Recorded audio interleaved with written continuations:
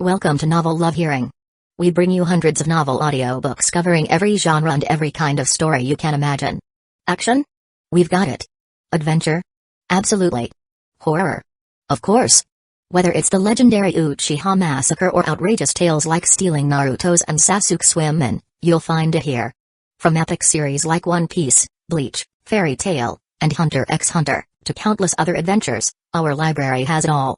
Love novels but don't have time to read? No worries, just plug in your earbuds, sit back, and let the story take over. Good listening, and happy hearing, during their own hockey clash. Even back then, that man had been convinced Roronoa possessed it. Now, it had indeed become reality. Plus, this ability to transmit 3 hockey signatures to Mary Ijos. The secrets this man held were even deeper than Mihawk imagined. Mihawk allowed a faint smile to touch his lips. Looks like these seas are about to become even more interesting. Stop it. SKY Sovereign Rowan. Sengoku roared, his face a mask of fury and disbelief. Garp's grandson. Actually has Conqueror's hockey. But that pirate hunter. Has it too? 1 pirate crew. 3 kings. What terrifying potential. What was even more unbelievable was that this man could somehow transmit Garp's grandsons and the pirate hunter's hockey directly to Mary Ijos. Such a method. Even Sengoku, Fleet Admiral of the Marines, with all his vast knowledge, was utterly horrified. Looking at the transponder snail continuously unleashing the clashing hockey, Sengoku's face was grim. He could only imagine how many people in Mary Ijos had fainted, the chaos that must be ensuing. He desperately wanted to destroy the snail, stop Rowan from releasing more hockey. But to do that, he first had to break through the blockade of clashing hockey. Meaning, he had to use even stronger hockey to pierce the core of this 3-way collision. But right now, even Sengoku couldn't do it. A clash of 2 conquerors hockey was already called a clash of kings, its energy incredibly violent. Now, it was a fierce collision of 3 hockey signatures. The energy at its core was so unbelievably chaotic and tyrannical. Penetrating it was impossible. Because even if his hockey was strong enough, it would only trigger an even more violent, 4-way hockey clash. What would happen to Mary Ijos then? No one could predict. Want me to stop? You don't have the strength, Navy. Rowan's powerful laughter continued to echo from the transponder snail. Sengoku's face was utterly grim. Bang. Sengoku. What are you doing? Just then, 2 figures appeared, one after the other, in the conference room doorway. Garling Saint. Saturn Saint. Seeing the 2 arrivals, Sengoku's expression darkened even further. The current commander-in-chief of the God's Knights, and one of the 5 elders. Things here had completely escalated beyond control. Figurland Garling of the God's Knights, and Saturn of the 5 elders, is it? Ha ha ha ha. Hearing the powerful laughter from the transponder snail, Garling Saint and Saturn Saint's faces grew even darker. Sengoku and Tsuru also looked on with disbelief. Who are you? Saturn Saint, as the highest-ranking individual present, demanded, his voice cold and grim. Saturn instantly understood the situation. Someone was transmitting 3 conquerors' hockey signatures into the Holy Land via transponder snail. And they even knew his identity and that of the God's Knights. Saturn Saint. He is Sky Sovereign Rowan. Sengoku finally stated, though the situation had little to do with him directly. But for things to escalate this far, for Mary Ijos to be thrown into chaos. As the one presiding over this meeting, he would undoubtedly bear responsibility. Sky Sovereign Rowan. Hearing the name, Saturn Saint's face turned ashen. This brat had caused them so much trouble recently. He was practically the source of all the turmoil on the seas. Because of this brat, Warlord Crocodile was killed, leaving a vacancy, upsetting the balance of power. And now, he was brazenly unleashing Conqueror's hockey in Mary Ijos. Saturn Saint. Sengoku sighed, then quickly reported everything that had transpired. Hearing that this brat was doing all this because he was dissatisfied with the title the world government gave the former Alabastan princess. Saturn Saint's face grew even darker. Do you think having that kind of power gives you the right to behave recklessly? Kid, hockey also has its limits. When it's exhausted, what can you do then? Saturn Saint snarled. Faced with this ongoing hockey clash, he had no immediate solution. But as he said, hockey would eventually run out.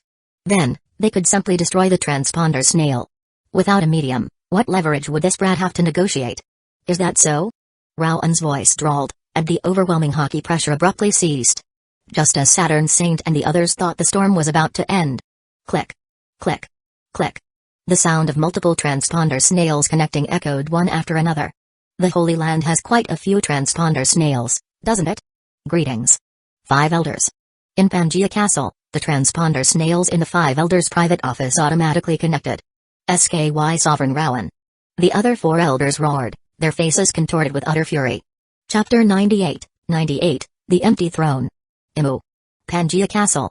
SKY Sovereign Rowan. The 4-5 elders remaining in the spacious office. Saints Mars, Warcurry, Jupiter, and Nuzjo stared with incredibly grim expressions at the transponder snail that had automatically connected. The 5 of them shared a deep understanding. Even without direct communication or transponder snails, they were aware of what was happening at Saturn's location. They knew the one wantonly unleashing Conqueror's Hockey in the Holy Land was none other than Sky Sovereign Rowan. The man they now desperately wanted eliminated. Through some unknown means. Via a transponder snail, he was projecting his Hockey. And now, he had forcibly connected to their private transponder snail here. If even their snail could be forcibly connected to. Didn't that mean every transponder snail in Mary Ejos was vulnerable to this brat? What kind of power was this? The 5 elders' faces darkened further. Back in Mocktown. Several unconscious transponder snails now lay around Rowan. Their communication traits had all been plundered by Rowan, enhancing his own telepathic communication ability. And because Rowan was directly using his spiritual power. Infinitely stronger than any snails. To utilize these communication traits, he could forcibly establish a spiritual link with any transponder snail within a certain range. At the Warlord meeting room in Mary Ejos. To achieve this feat. You brat. Saturn Saint's expression was utterly grim. What happened, Saturn Saint? Garling Saint asked, noticing Saturn's grave demeanor. This brat has forcibly connected to the transponder snails throughout the Holy Land. Saturn Saint stated, glancing at Garling and the others present. There was no point hiding such news now. What? Sengoku and the others' faces paled drastically, staring intently at the transponder snail still relaying Rowan's voice. Forcibly connected to the Holy Land's transponder snails? And communicating with multiple snails simultaneously? What kind of ability is this? Then, a horrifying realization dawned on Sengoku and the others. Didn't this mean? After recovering his Hockey, this brat could once again unleash his Conqueror's Hockey wantonly throughout the Holy Land? While such a tactic wouldn't face powerhouses like themselves. The celestial dragons residing here couldn't withstand such Hockey blasts. The Holy Land, Mary Ejos, repeatedly subjected to a pirate's Hockey attacks? Celestial dragons continuously fainting under the pressure? The mere thought made even Sengoku, who held little affection for the celestial dragons, feel his scalp tingle. For a pirate to possess such a troublesome ability. Sengoku and the others looked utterly grim.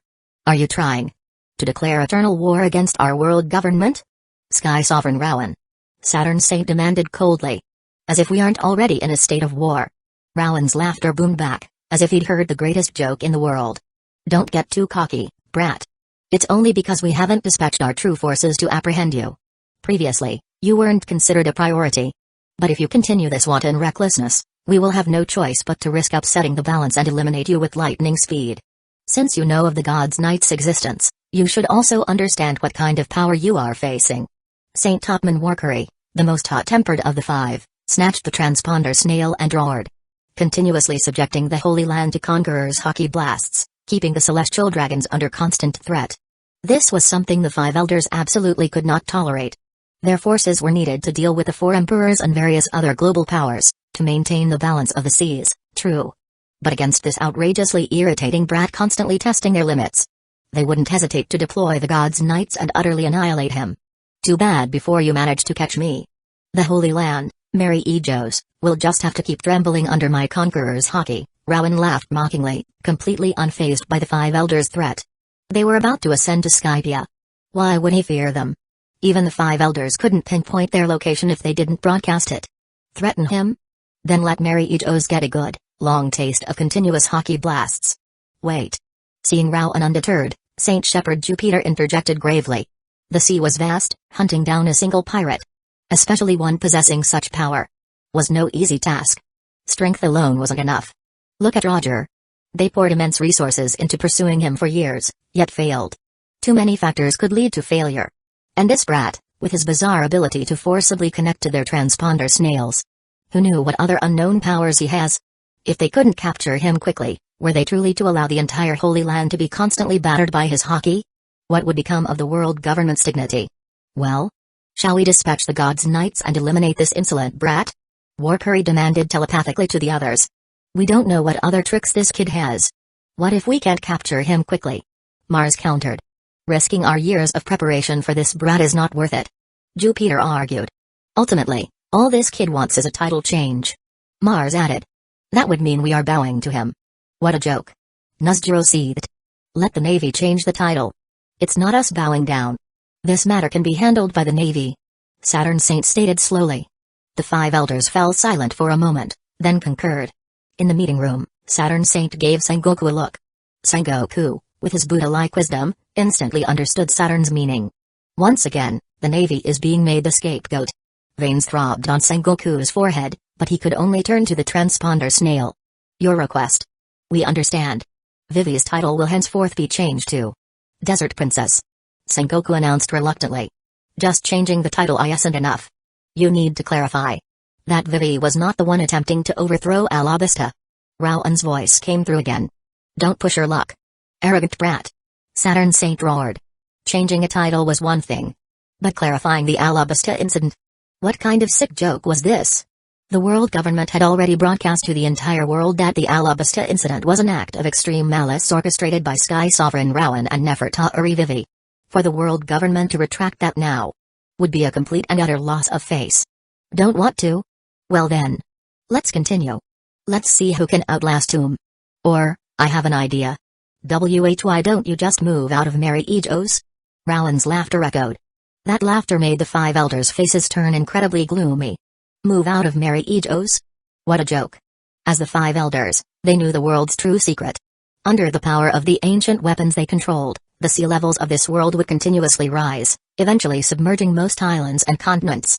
And the Holy Land, Mary Ejo's, perched atop the Red Line, the world's highest point, would naturally remain above the waves. For a mere pirate to suggest such a thing to them. Utterly outrageous. VMM. As Rowan's words faded, the transponder snail began to visibly charge with Conqueror's hockey again, clearly about to unleash another blast. Wait. Saturn Saint commanded grimly. Humphrey. Rowan smiled. He knew these old geezers wouldn't dare let him continue. Because in Mary Ejo's, the ultimate authority wasn't the 5 elders. It was Imu. The world government, ultimately, served Imu. The so-called highest authority, the 5 elders, were merely servants Imu could dispose of at any time. Allowing him to continuously unleash hockey in Pangaea Castle? Imu would deem them incompetent. These 5 old men couldn't afford such a consequence. Certainly not a consequence worth bearing compared to simply clarifying the Alabasta incident. And also, in Mocktown, Rowan's eyes glinted sharply. Vivi being targeted with a bounty. Imu must have already taken notice of Vivi. Faced with his demands, the 5 elders had no choice but to concede. Fine. We will clarify the matter. However, if you push your luck any further, then we will show you the true terror of the world government. Saturn Saint stated, his voice dangerously low. Interesting. In the future, you two will come to know my terror. Rowan laughed heartily. By the way, Doflamingo. Are you still coming for me? Rowan's voice shifted, addressing Doflamingo directly. Doflamingo's forehead veins bulged, but he remained speechless for a long moment. Go after this monster? That wasn't looking for death. That was suicide. Your head. I've already reserved it. Don't let someone else kill you before I get there, Doflamingo. Ha ha ha ha. Rowan laughed, then cut the connection. Click. Staring at the disconnected transponder snail, Saturn Saint's face was incredibly dark. Whoosh. With a flash of black light in Saturn's eyes, the transponder snail was instantly blasted, half its body vaporized by a mysterious power. Everyone present tensed at the display. Sky Sovereign Rowan. Saturn Saint hissed, his expression utterly grim. Though there was no tangible loss, the world government's dignity had been severely damaged. Doflamingo. That brat's transponder snail. He got it from Mocktown, correct? Saturn Saint demanded, turning to Doflamingo. Correct. Facing one of the 5 elders, Doflamingo didn't act like the insolent thug he was with Sengoku. As a former celestial dragon, Doflamingo knew very well the scary extent of the 5 elders' authority. And the world government's greatest secret.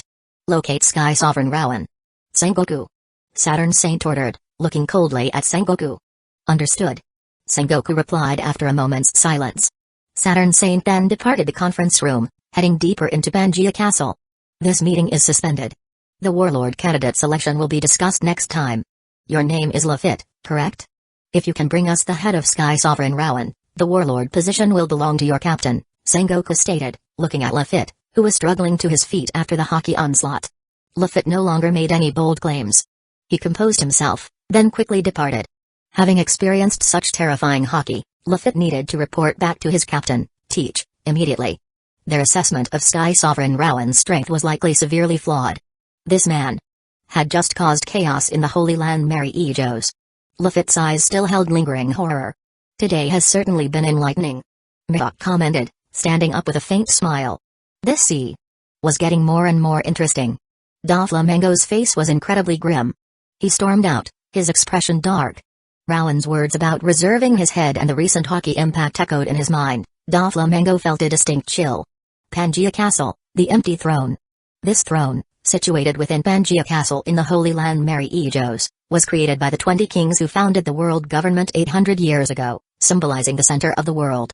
The 20 kings decreed an empty throne, one no one could sit upon, representing equality between nations and an eternal vow against dictatorship.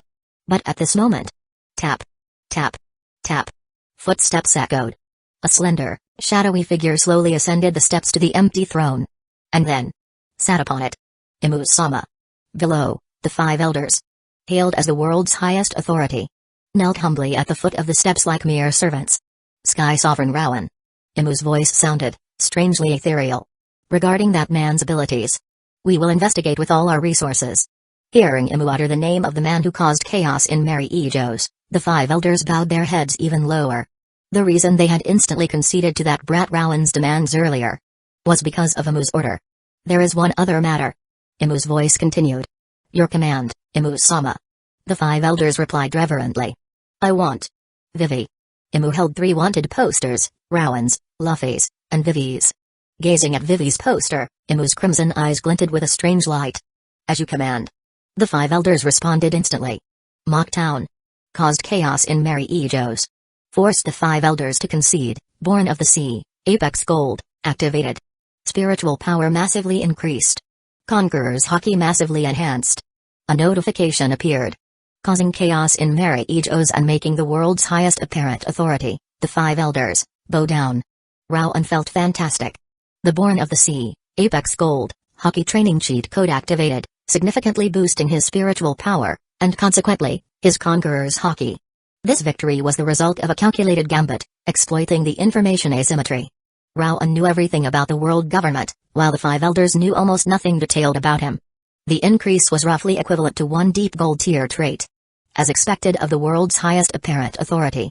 Using them as nourishment under the Born of the Sea hockey cheat code really yields substantial gains. Rowan felt his hockey strengthen and smiled. This was a delightful, unexpected bonus. However, for the 5 elders to concede so quickly, Vivi must have already caught Imu's attention. Rowan glanced towards Vivi beside him, who was incredibly moved by his recent actions, and smiled fondly. Rowan had checked Vivi's traits long ago. Nothing special. But Imu's interest in her in the original story proved Vivi possessed something Imu desired. Based on existing intel, the most likely reason was Vivi's bloodline. Descended from Queen Nefertari the Lily of Alabasta from 800 years ago. But regardless, Vivi was his woman now. Imu wanting Vivi was nothing but a pipe dream. Bringing Vivi onto his ship. Rowan had considered this. Vivi being targeted by Imu was inevitable. In that case, keeping Vivi by his side was the safest option for Rowan. And after obtaining the Rumble fruit, even if the world government came at him with full force, they wouldn't be able to catch him. The value of that devil fruit wasn't just its terrifying combat power. Rowan smiled. Alright. Let's go find the person who can take us to Skypiea. Rowan announced, standing up and looking at his crew with a grin. Chapter 99, Bonus, the 400-year promise. Super reward. On the outskirts of Jaya Island. A peculiar house stood here. Only half a structure, the missing wall replaced with wooden planks, which also extended the building, decorated with a fairy tale-like castle painting, giving it a very flamboyant look. This was the headquarters of the Saruyama Alliance. Boss. I heard that Sky Sovereign Rowan went on a rampage in Mocktown. Many famous pirates died at his hands. Even Bellamy the hyena, that vicious pirate with a 55 million Bailey bounty, got his entire crew wiped out just for jumping in front of the man. That guy is the most vicious, super great pirate on the seas right now. What if he decides to just massacre everyone on Jaya Island? Let's get out of here and lay low for a while. Mazira, who had encountered Rowan's crew the earlier, now stared fearfully at the 2 figures before him. One looked like a orangutan. Shauju, captain of the Shauju pirates, another faction of the Saruyama Alliance. The other was a man with a distinctive diamond-shaped face. Montblanc Cricket, descendant of Montblanc Noland, the protagonist of the 400-year-old liar Noland story. Calm down. He just killed a warlord, that's all. I bet I could become a warlord too. Xiaoju declared, though his voice wavered slightly, trying to sound tough. This is no time for jokes. Confidence is one thing, but that man can casually cause terrifying natural disasters. If you really faced him, you wouldn't even know how you died. Mazira yelled, spittle flying as he berated Xiaoju. Does this idiot have any sense? Bellamy the hyena, a notorious pirate in these waters, got his entire crew annihilated just for jumping in front of Rowan. According to his men who scouted Mock Town and barely escaped, the entire town had become that vicious pirate's domain. For all they knew, that ruthless monster was probably conducting a horrifying, inhumane massacre right now.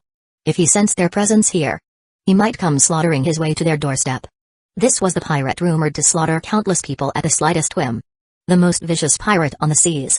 The thought of that horrifying consequence made Mazira tremble with fear. Calm down. Those are just rumors. You can't believe everything you hear. Cricket stated, exhaling a puff of smoke, his eyes holding a complex emotion. He was here because of his ancestor from 400 years ago, Montblanc Noland, who claimed this island held a city of gold. When the king found nothing, and Noland, even facing death, refused to deny the city's existence, he was executed. Noland had been branded a liar for centuries, a name that shamed his descendants. Cricket himself had borne this stigma since childhood. To clear his ancestors' and family's name, he gave up being a pirate, came to Jaya, and had been diving in these waters ever since. Searching for proof of the city of gold. Unfortunately, he had found nothing so far. Because of his own experiences, Cricket knew how destructive rumors could be. A linguistic force capable of ruining a person, even an entire family. He inherently distrusted such tales, otherwise, why would he still be here, searching for a city of gold? Well said. You must be Montblanc Cricket. An appreciative, hearty laugh suddenly interjected. Cricket, Xiaoju, and Mazira turned towards the sound, their pupils instantly constricting. SKSK Sky Sovereign Rowan. Mazira collapsed to the ground, staring in terror at the man who had just appeared. What did he just say? This man actually showed up right in front of them. Did he finish slaughtering Mocktown and come for them next? B-boss. You get out of here. Xiaoju, usually supremely confident, now felt his legs turn to jelly. Only by facing this man directly could one truly sense how terrifying he was. Just standing there, he radiated immense power, an overwhelming presence. Is this the terrifying aura of a man with a bounty over 1.1 billion Bailey? Xiaoju stared, horrified. B-boss. We'll hold him off. He's a devil fruit user. He can't swim. You run. Mazira, though terrified, forced down his fear for the sake of the man he respected most, Montblanc Cricket, and stood defiantly before Rowan's group. Hey. Didn't your boss just say those are just rumors, and rumors can't be trusted? Rowan asked, amused, looking at the two men. One resembling a gorilla, the other an orangutan. Though not particularly strong or handsome, their willingness to overcome fear and stand before a man they respected, ready to die. That showed the true spirit of men of the sea. A flicker of appreciation appeared in Rowan's eyes. Shishishi. Diamond-faced uncle is right. Those are just rumors. Rowan and Vivi are really nice people. Luffy grinned, already bestowing Cricket with a nickname based on his appearance, as was his habit. Luffy instantly liked Cricket's demeanor. Sky Sovereign Rowan. Straw Hat Pirates. Your reputations precede you. Cricket stated, stepping in front of Xiaoju and Mazira, shielding them. Do you have business with me? He wasn't a fool. The famous Sky Sovereign Rowan and his crew seeking him out, even knowing his name. They clearly wanted something. As for a massacre, he never believed those rumors anyway, and he didn't sense any killing intent from these people. In fact, they didn't seem like typical pirates at all. Diamond-faced uncle. We need to use a knock upstream to get to Skypia. Rowan said you know how. Luffy blurted out their purpose with a grin. Skypia? Cricket, Xiaoju, and Mazira stared, stunned. This fanciful legend. People still believed it? If it were anyone else, they'd scoff. But the ones asking were Sky Sovereign Rowan and his crew. You believe Skypia exists? Cricket asked, his eyes flickering with intense emotion. Of course.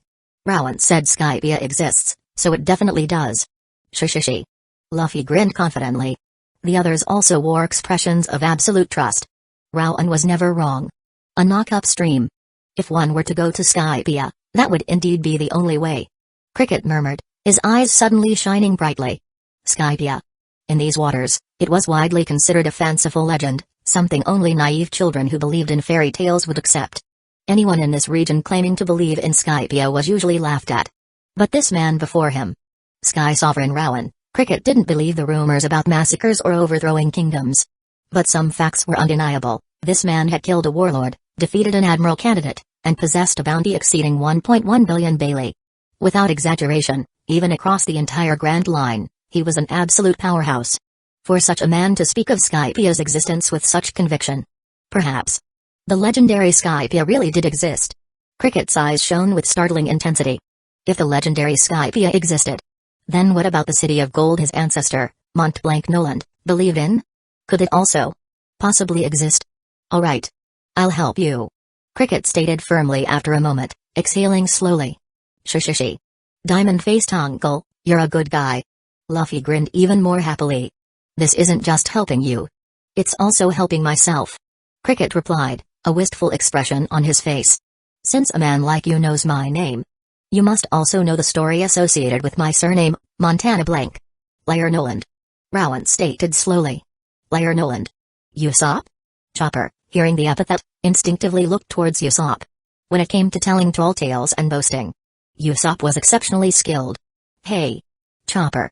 I'm a brave warrior of the sea. Not a liar. Usopp snapped, transforming into his sharp-toothed angry state and starting to playfully wrestle with Chopper.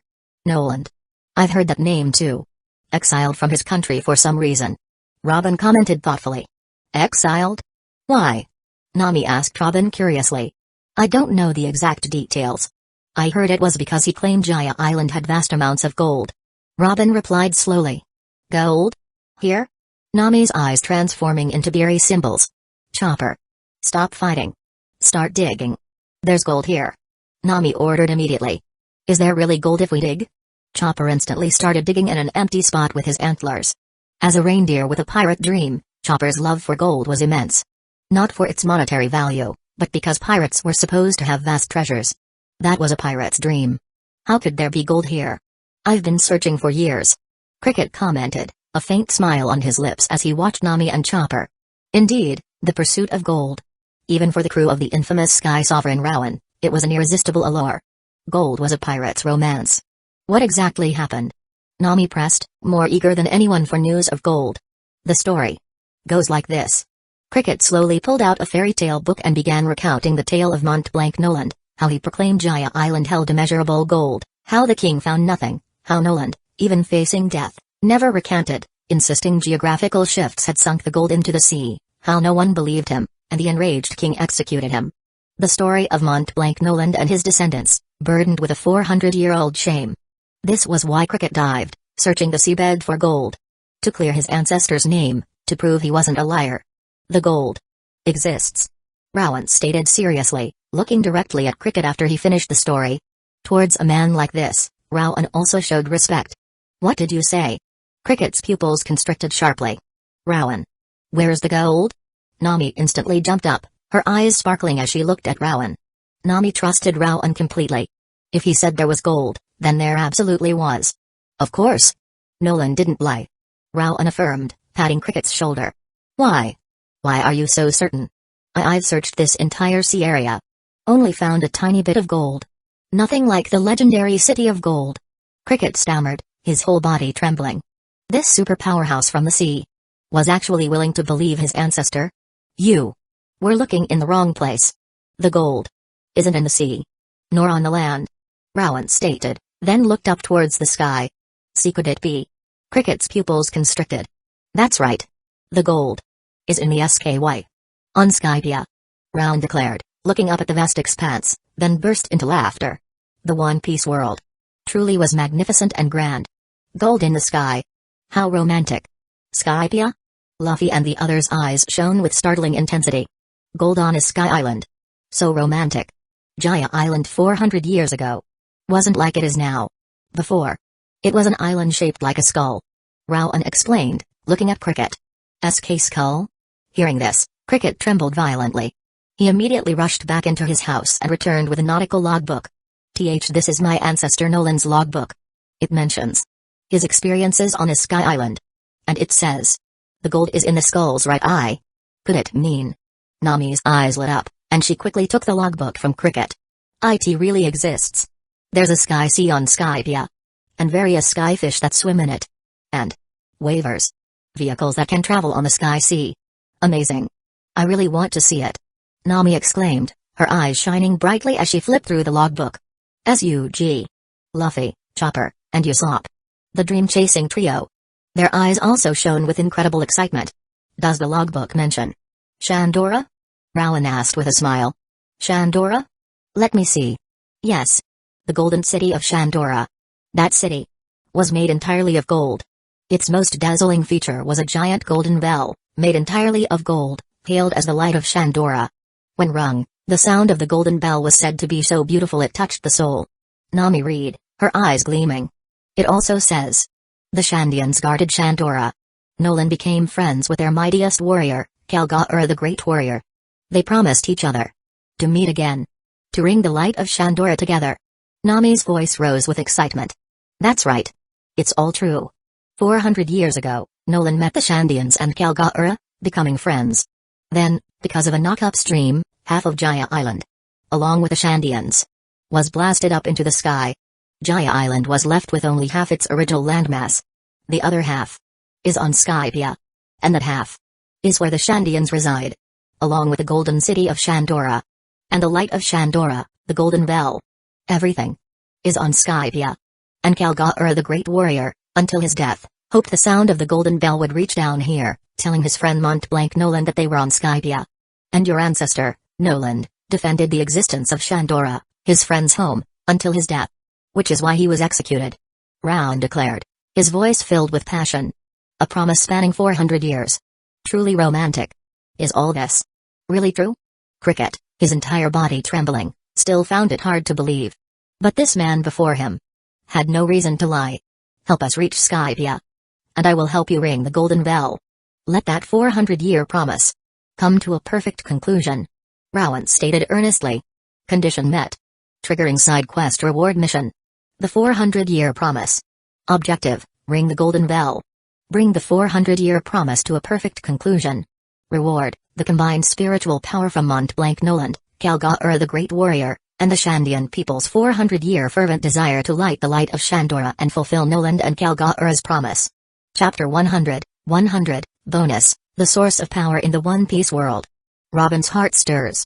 Spiritual power is a very special existence within the One Piece world's power system. Haki itself is the manifestation of spiritual power. Armament Haki is the manifestation of spiritual power combined with physical energy. Observation Haki is the manifestation of spiritual power combined with the power of the five senses. And the most domineering, hailed as the disposition of a king. Conqueror's Haki is the manifestation of pure spiritual power. The stronger the spiritual power, the stronger the conqueror's Haki. The saying Haki can transcend all refers to the infinite potential of human spiritual power. Capable of transcending everything. This is humanity's anthem. And spiritual power can be stored and subsequently released. Like Joy Boy's incredibly powerful Conqueror's Haki during the Egghead incident. Stored within the ancient robot, transcending 800 years of time. Rowan himself had experienced a similar effect. By establishing a spiritual transmission channel, he directly projected Luffy and Zoro's Conqueror's Haki into the Holy Land, Mary Ejo's. Even devil fruit abilities. They too are manifestations of human desire. It wouldn't be wrong to call them manifestations of spiritual power. Spiritual power is the most miraculous and the strongest force in the One Piece world's power system. It is the source of all power. And devil fruits, which have existed on the seas since their inception, reappearing anew even after a user dies. The very fact that as long as the corresponding human desire exists, the devil fruit will continue to exist, proves that spiritual power can endure eternally upon the seas. As long as human desire, the spiritual force tied to a particular event or wish, does not dissipate, then that connected spiritual power remains eternally present upon these seas. The promise between Montana-Blanc Noland and Kalga'ura the Great Warrior spanned 400 years. Even after their deaths, their descendants, Montana-Blanc Cricket and the descendants of the Shandorans who inherited Kalga'ura's dying wish to light the light of Shandora, continued to strive for it. This spiritual power, transcending time itself, still exists within this world. Only by lighting the light of Shandora, by ringing that golden bell, letting its chimes resound once more. Only by letting Montana Blink Nolan's descendant, Montana Blink Cricket, and the descendants of Kalga'ara the Great Warrior.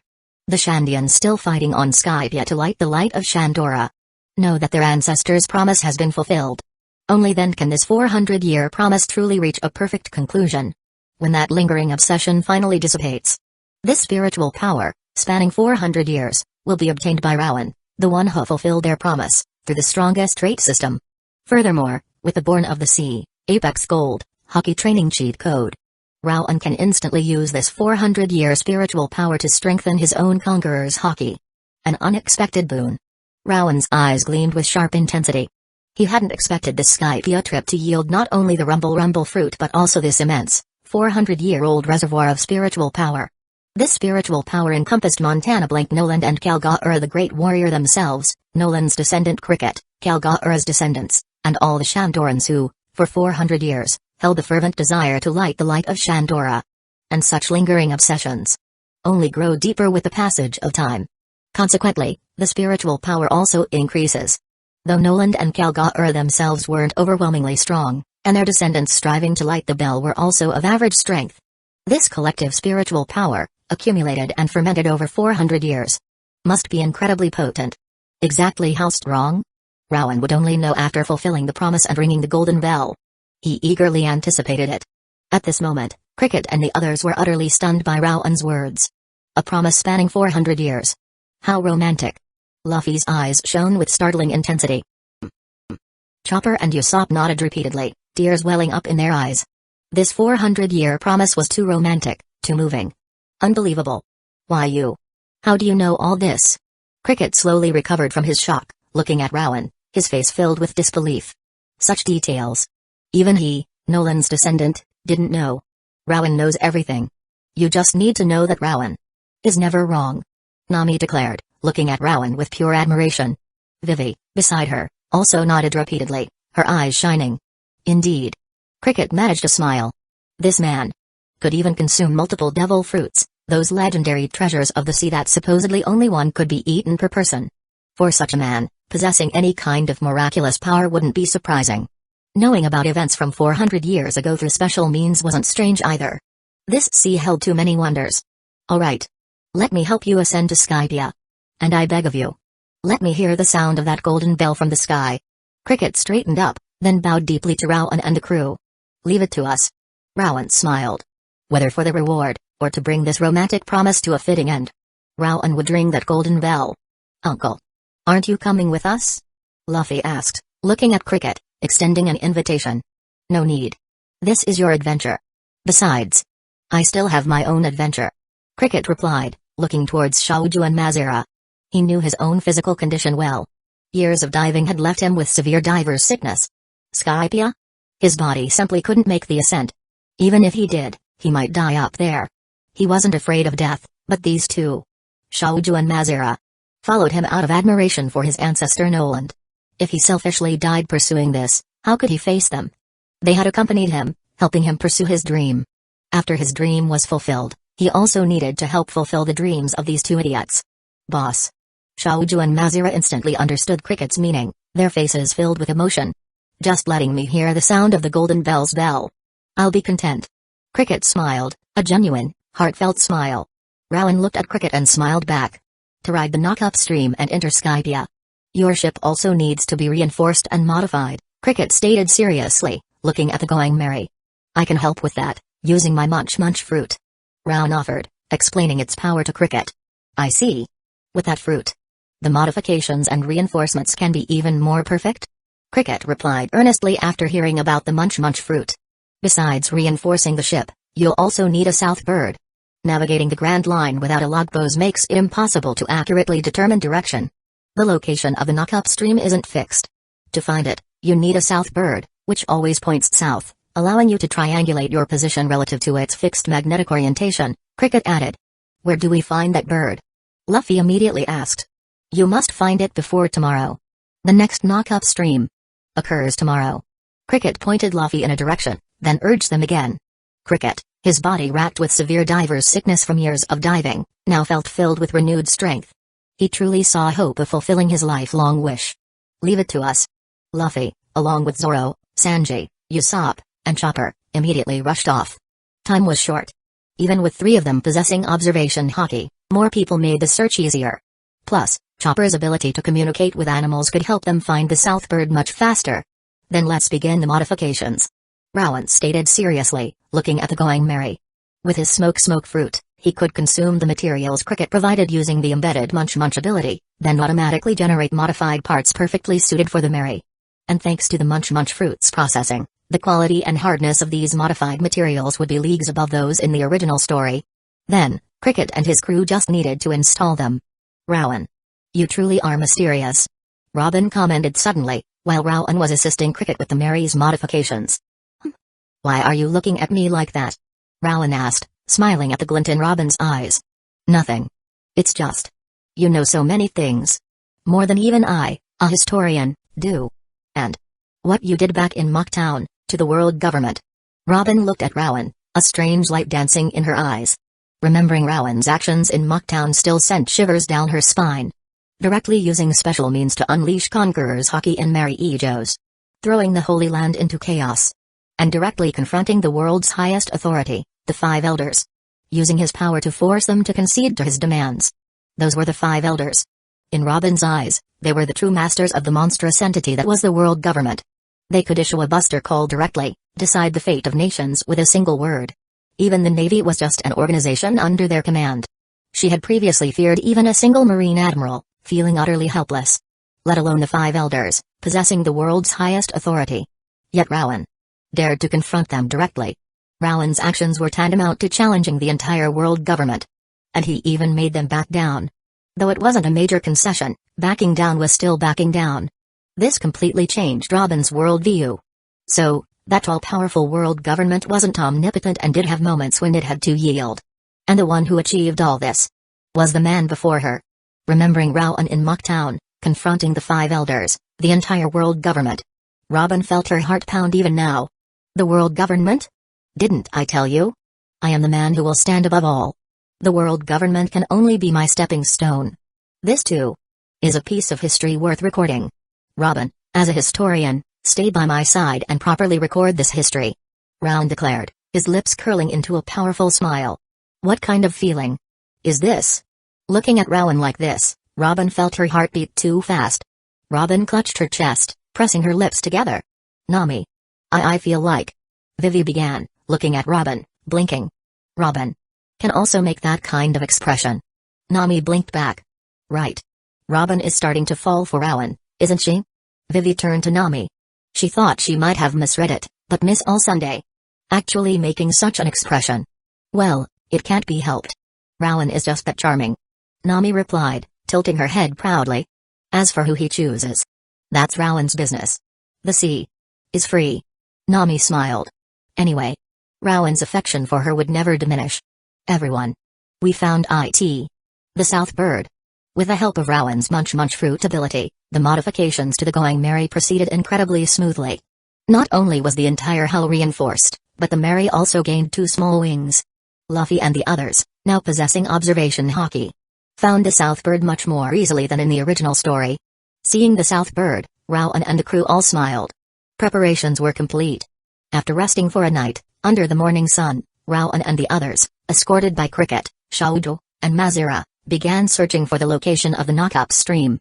Soon, guided by the Southbird and the efforts of Shauju and Mazira, they found the spot where the next Knockup stream would erupt. That's an imperial cumulus cloud. Nami gasped, looking at the massive, dark clouds gathering in the distance. That's right. This is it. Don't try to avoid it. Head straight into the whirlpool. Shauju yelled. Soon, the Going Merry reached the designated sea area. The next moment, rumble. A whirlpool began to form, eventually becoming a colossal vortex directly beneath the Going Merry. A whirlpool. Why is there such a huge whirlpool? Usopp shrieked, his eyes bulging as he saw sea kings being sucked into the vortex. Didn't I mention? The so-called Knockup stream involves a massive abyss deeper than the seabed itself. When cold seawater flows into this abyss, the geothermal heat below generates steam. When the steam pressure becomes too great, it causes a massive undersea eruption. A terrifying disaster that launches ships skyward on a colossal pillar of water. Before it erupts, a super vortex forms. The center of the vortex is the eruption point. This is a super gamble. Either everyone reaches Skypia, or everyone perishes. Rowan explained with mischievous delight. You didn't mention that at all. Usopp and Chopper burst into tears of terror. Zoro and Sanji also transformed into their sharp-toothed angry states. Nami and Vivi shrieked, clinging on to Rowan for dear life. Ha ha ha. Don't worry. Have you forgotten who the navigator of this ship is? Rowan laughed heartily. The navigator is me. Hearing Rowan's words, Nami pressed her lips together, released her grip on Rowan, and stood resolutely at the bow of the ship. That's right. With you here, we'll definitely reach Skypia safely. Rowan smiled encouragingly. Exactly. As long as there's sea and wind, I can take everyone anywhere. Nami declared, clenching her small fists. Yes. Her duty was to guide Rowan and everyone on the Mary to any destination on the sea.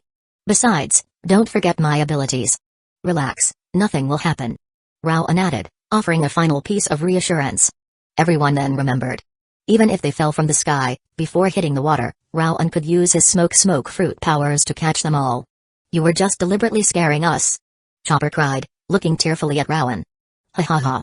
Sorry. Your expressions were just too priceless. Rowan replied playfully. The next moment. Vroom. The seawater beneath the Mary surged upwards, lifting the ship. Deep below, an incredibly terrifying power was accumulating. The next second. Boom. A terrifying force of nature erupted, forming a colossal pillar of water that pierced the very heavens. Carried by this current, the keel of the Going Mary landed squarely on the knock-up stream, ascending vertically along the skyward-bound water spout, sailing towards the sky. Hey! Cricket! Wait for it. Listen for the beautiful chime of the golden bell. Rowan's laughter thundered across the sky. Ah! I'll be waiting here. Cricket replied, watching the Going Mary shoot up into the sky, a hopeful smile on his face. This man will definitely be able to do it. Chapter 101, Giving Skypia a taste of monstrous power. Rowan. This isn't good. Sanji yelled from his position on the knock-up stream, noticing a problem. Our ship is drifting away from the current. We're going to fall. Under the pull of gravity, though the Mary had successfully ridden the initial updraft, her hull was now shifting, gradually moving away from the main column of rising seawater. If this continued, the only outcome was a fatal plunge from the sky. Just then, the Sea King that had been swept up with them also lost consciousness and began to fall. From this height, even landing in the ocean meant certain obliteration. Seeing the Sea King's fate, the crew stared wide-eyed. They weren't worried about their own lives. Rowan's abilities ensured their safety even if they fell. But falling now meant failing to reach Skypia. Calm down. Have you forgotten who the navigator of this ship is? Nami declared, a confident smile spreading across her face as she keenly sensed the changes in the atmosphere. This is an ocean current, composed of wind and sea. Even if we leave the water, as long as we utilize the wind, we can continue sailing. Nami proclaimed with absolute confidence. The navigator has given her orders. Let's do it. Rowan called out, smiling as he saw Nami take charge. His bond with Nami was already at maximum. He could perfectly replicate the power of her traits. Rowan clearly felt both Nami's and his own climate sense, pale gold, evolving in this extreme environment. This was why, despite knowing the plot and how to pilot the ship to Skypia, Rowan hadn't intervened earlier. This was Nami's moment to grow. With her climate sense trait, Nami just needed a stronger climate weapon to become even more formidable. Conveniently, Skypia was home to Dials with various special abilities. Using his Munch fruit, Rowan could help Nami radically upgrade her climate act, making it even more perfect and powerful than its original story counterpart. Ooh! Seeing Nami's confidence, the crew's spirits lifted. All sails open. Control the rudder. We'll use the updraft from this stream to reach Skypia. Nami commanded with unwavering assurance. Whoosh! Under Nami's direction, the Mary's sails billowed open. The next moment, her hull completely left the vertical column of the knock-up stream. But, whoosh! The Mary. It's flying. Carried by the air currents and Nami's perfect command, the Going Mary soared upwards into the sky. Luffy, Usopp, and Chopper stared, eyes shining brightly, as the Mary flew untethered through the air. S.U.G. Amazing, Nami. Luffy cheered, grinning broadly. As expected of Nami. Vivi exclaimed excitedly, hugging Nami. Humphrey. Nami tilted her chin up proudly, basking in Rowan's fond gaze. We must be close now. Skypia. Luffy yelled, looking up eagerly at the clouds above. Skypia must be behind those clouds. Nami declared confidently, pointing towards a thick, impenetrable cloud bank. Having heard from Rowan, Nami fully believed Skypia existed. If so, then the Sky Island, invisible from the blue sea below, must lie beyond what was known as cloud fossils. Impenetrable cumulogilous clouds. Thump. Nami, Vivi, Robin. Come here. Rowan instructed as the Mary plunged into the cloud bank. Rowan activated his smoke fruit, wrapping Nami, Vivi, and Robin in protective smoke tendrils, pulling them close. White blow. Rowan's eyes narrowed. He unleashed his smoke, then solidified it, forming a protective barrier around his body. The cloud layer was filled with water vapor. And this vapor contained a manifestation of sea energy, sea stone particles. Devil fruit users would lose their strength in this mist. It was precisely because of these sea stone particles that sky islands could exist in the One Piece world. The so-called sky islands were formed from solidified sea energy. Sea stone particles carried skyward by air currents, combining with clouds to form island clouds habitable by people. Whoosh! After enduring the turbulent air currents and misty baptism, the Going Merry burst out of the cloud layer. Thud. The ship's hull landed softly upon a sea of white clouds. We've arrived. Above the sky. Rowan dispersed his smoke, smiling at Nami, Vivi, and Robin nestled in his arms, and then at Luffy and the others collapsed on the deck. Rowan hadn't used his powers to protect Luffy and Chopper, the other two ability users, deliberately. He wanted them to experience and adapt to the sea stone particles. Resistance to it could be trained. After adapting, while they still couldn't use their devil fruit powers, at least they wouldn't be completely helpless. As for Vivi and the others, Rowan would find other ways to make them stronger. They didn't need to endure such hardships. In the One Piece power system, due to inherent factors, females were generally weaker than males in both physique and spiritual strength. This meant, whether it was devil fruit abilities or haki, women were unlikely to reach the absolute ceiling of the world's power. Thus, Rowan's primary focus for combat training was Luffy and the others. For Nami and the others, power was only a tool to achieve their dreams. They didn't pursue ultimate strength like Luffy and Zoro did. On these seas, power ultimately served dreams. Rowan wouldn't force Nami or Robin to become overwhelmingly strong. As for Vivi, now that she desired strength to help fulfill her own dream, Rowan wasn't worried. Since becoming a sand human, Vivi's power was growing at a rate that surpassed even Rowan's initial expectations. She was perfectly attuned to the sand fruit. At this pace, Vivi might awaken her devil fruit abilities very soon. When that happened, Vivi would be stronger than even Crocodile at his peak. So thoughtful, Rowan. Robin commented with a smile, looking at Luffy and Chopper, who were sprawled on the deck, weakened by the misty clouds. Robin's form of address had already changed. While she still referred to Zoro as Mr. Swordsman, she now called Rowan by his name, no longer Mr. Sky Sovereign. So, there's water in the clouds that weakens ability users too. Vivi murmured, reluctant to leave Rowan's embrace, even snuggling closer cutely. S.U.G. Look, everyone. The ship is really on the clouds. After a moment's recovery, Luffy sprang up with an energetic flip, his eyes shining as he looked around. It's true. So magical. Like a dream. Nami whispered, her own eyes sparkling as she took in their surroundings. Yash. The brave warrior of the sea, Usopp the Brave, is going exploring. Usopp immediately prepared to jump into the white sea for a swim. Calm down. You can't swim here. The buoyancy is different from the blue sea. If you sink, you'll fall right out of the sky, Rowan interjected, stopping Usopp's foolish act. This idiot. Sometimes it was hard to tell if he was cowardly or just incredibly reckless. Eek. Hearing the terrifying consequence, Usopp burst into tears. Good thing Rowan warned him. This is the White Sea, at an altitude of 7,000 meters. To reach Skypiea proper, we need to go up to the White Sea, at 10,000 meters. Rowan explained, pointing towards the sky even higher above. That's right. The log pose isn't pointing straight up anymore, but diagonally upwards. Everyone. Skypiea is in that direction. Nami exclaimed, looking at the needle in her hand, her eyes gleaming. But how do we get up there? There's no knock upstream here. Luffy wondered, looking around. Just then, Chopper, who had been scanning the surroundings with binoculars, suddenly yelled. Everyone. A ship. Chopper was incredibly excited. There were others like them, people from the blue sea below. Up here in the sky, such a sight felt wonderfully familiar. But the next moment, boom. The ship Chopper spotted suddenly exploded. The ship was destroyed. Chopper cried, tears welling up in his eyes. Luffy, Zoro, and Sanji simultaneously frowned, turning towards the direction of the destroyed ship. Their observation haki sensed killing intent from that area. And that killing intent was now heading towards them. Are they here? Rowan also looked in that direction. Whoosh. A man wearing a bull-headed mask, carrying a bazooka, and equipped with rollerblade-like devices on his feet, shot menacingly towards the Going Merry. An enemy? Luffy, Zoro, and Sanji immediately prepared to engage. But the next moment, thwack, thwack, thwack. Luffy, Zoro, and Sanji were instantly knocked down, completely powerless to resist the masked man's assault. Hey! Are you kidding me? You three got beaten by one guy? Usopp stared, his eyes bulging. And no strength. Luffy gasped from the deck, wheezing. Damn it. My observation hockey clearly tracked his movements. But my body wouldn't respond. Sanji and Zoro grumbled, equally frustrated. Whoosh. After taking down the three, the masked man prepared to attack again. You seem to be underestimating us. Rowan asked, an astonishing crimson-black light flashing in his eyes. White blow. Whoosh. A stream of dense smoke instantly shot out, enveloping the masked man. Rowan. Chopper and Usopp cried out, overcome with relief. This is Cloud. No.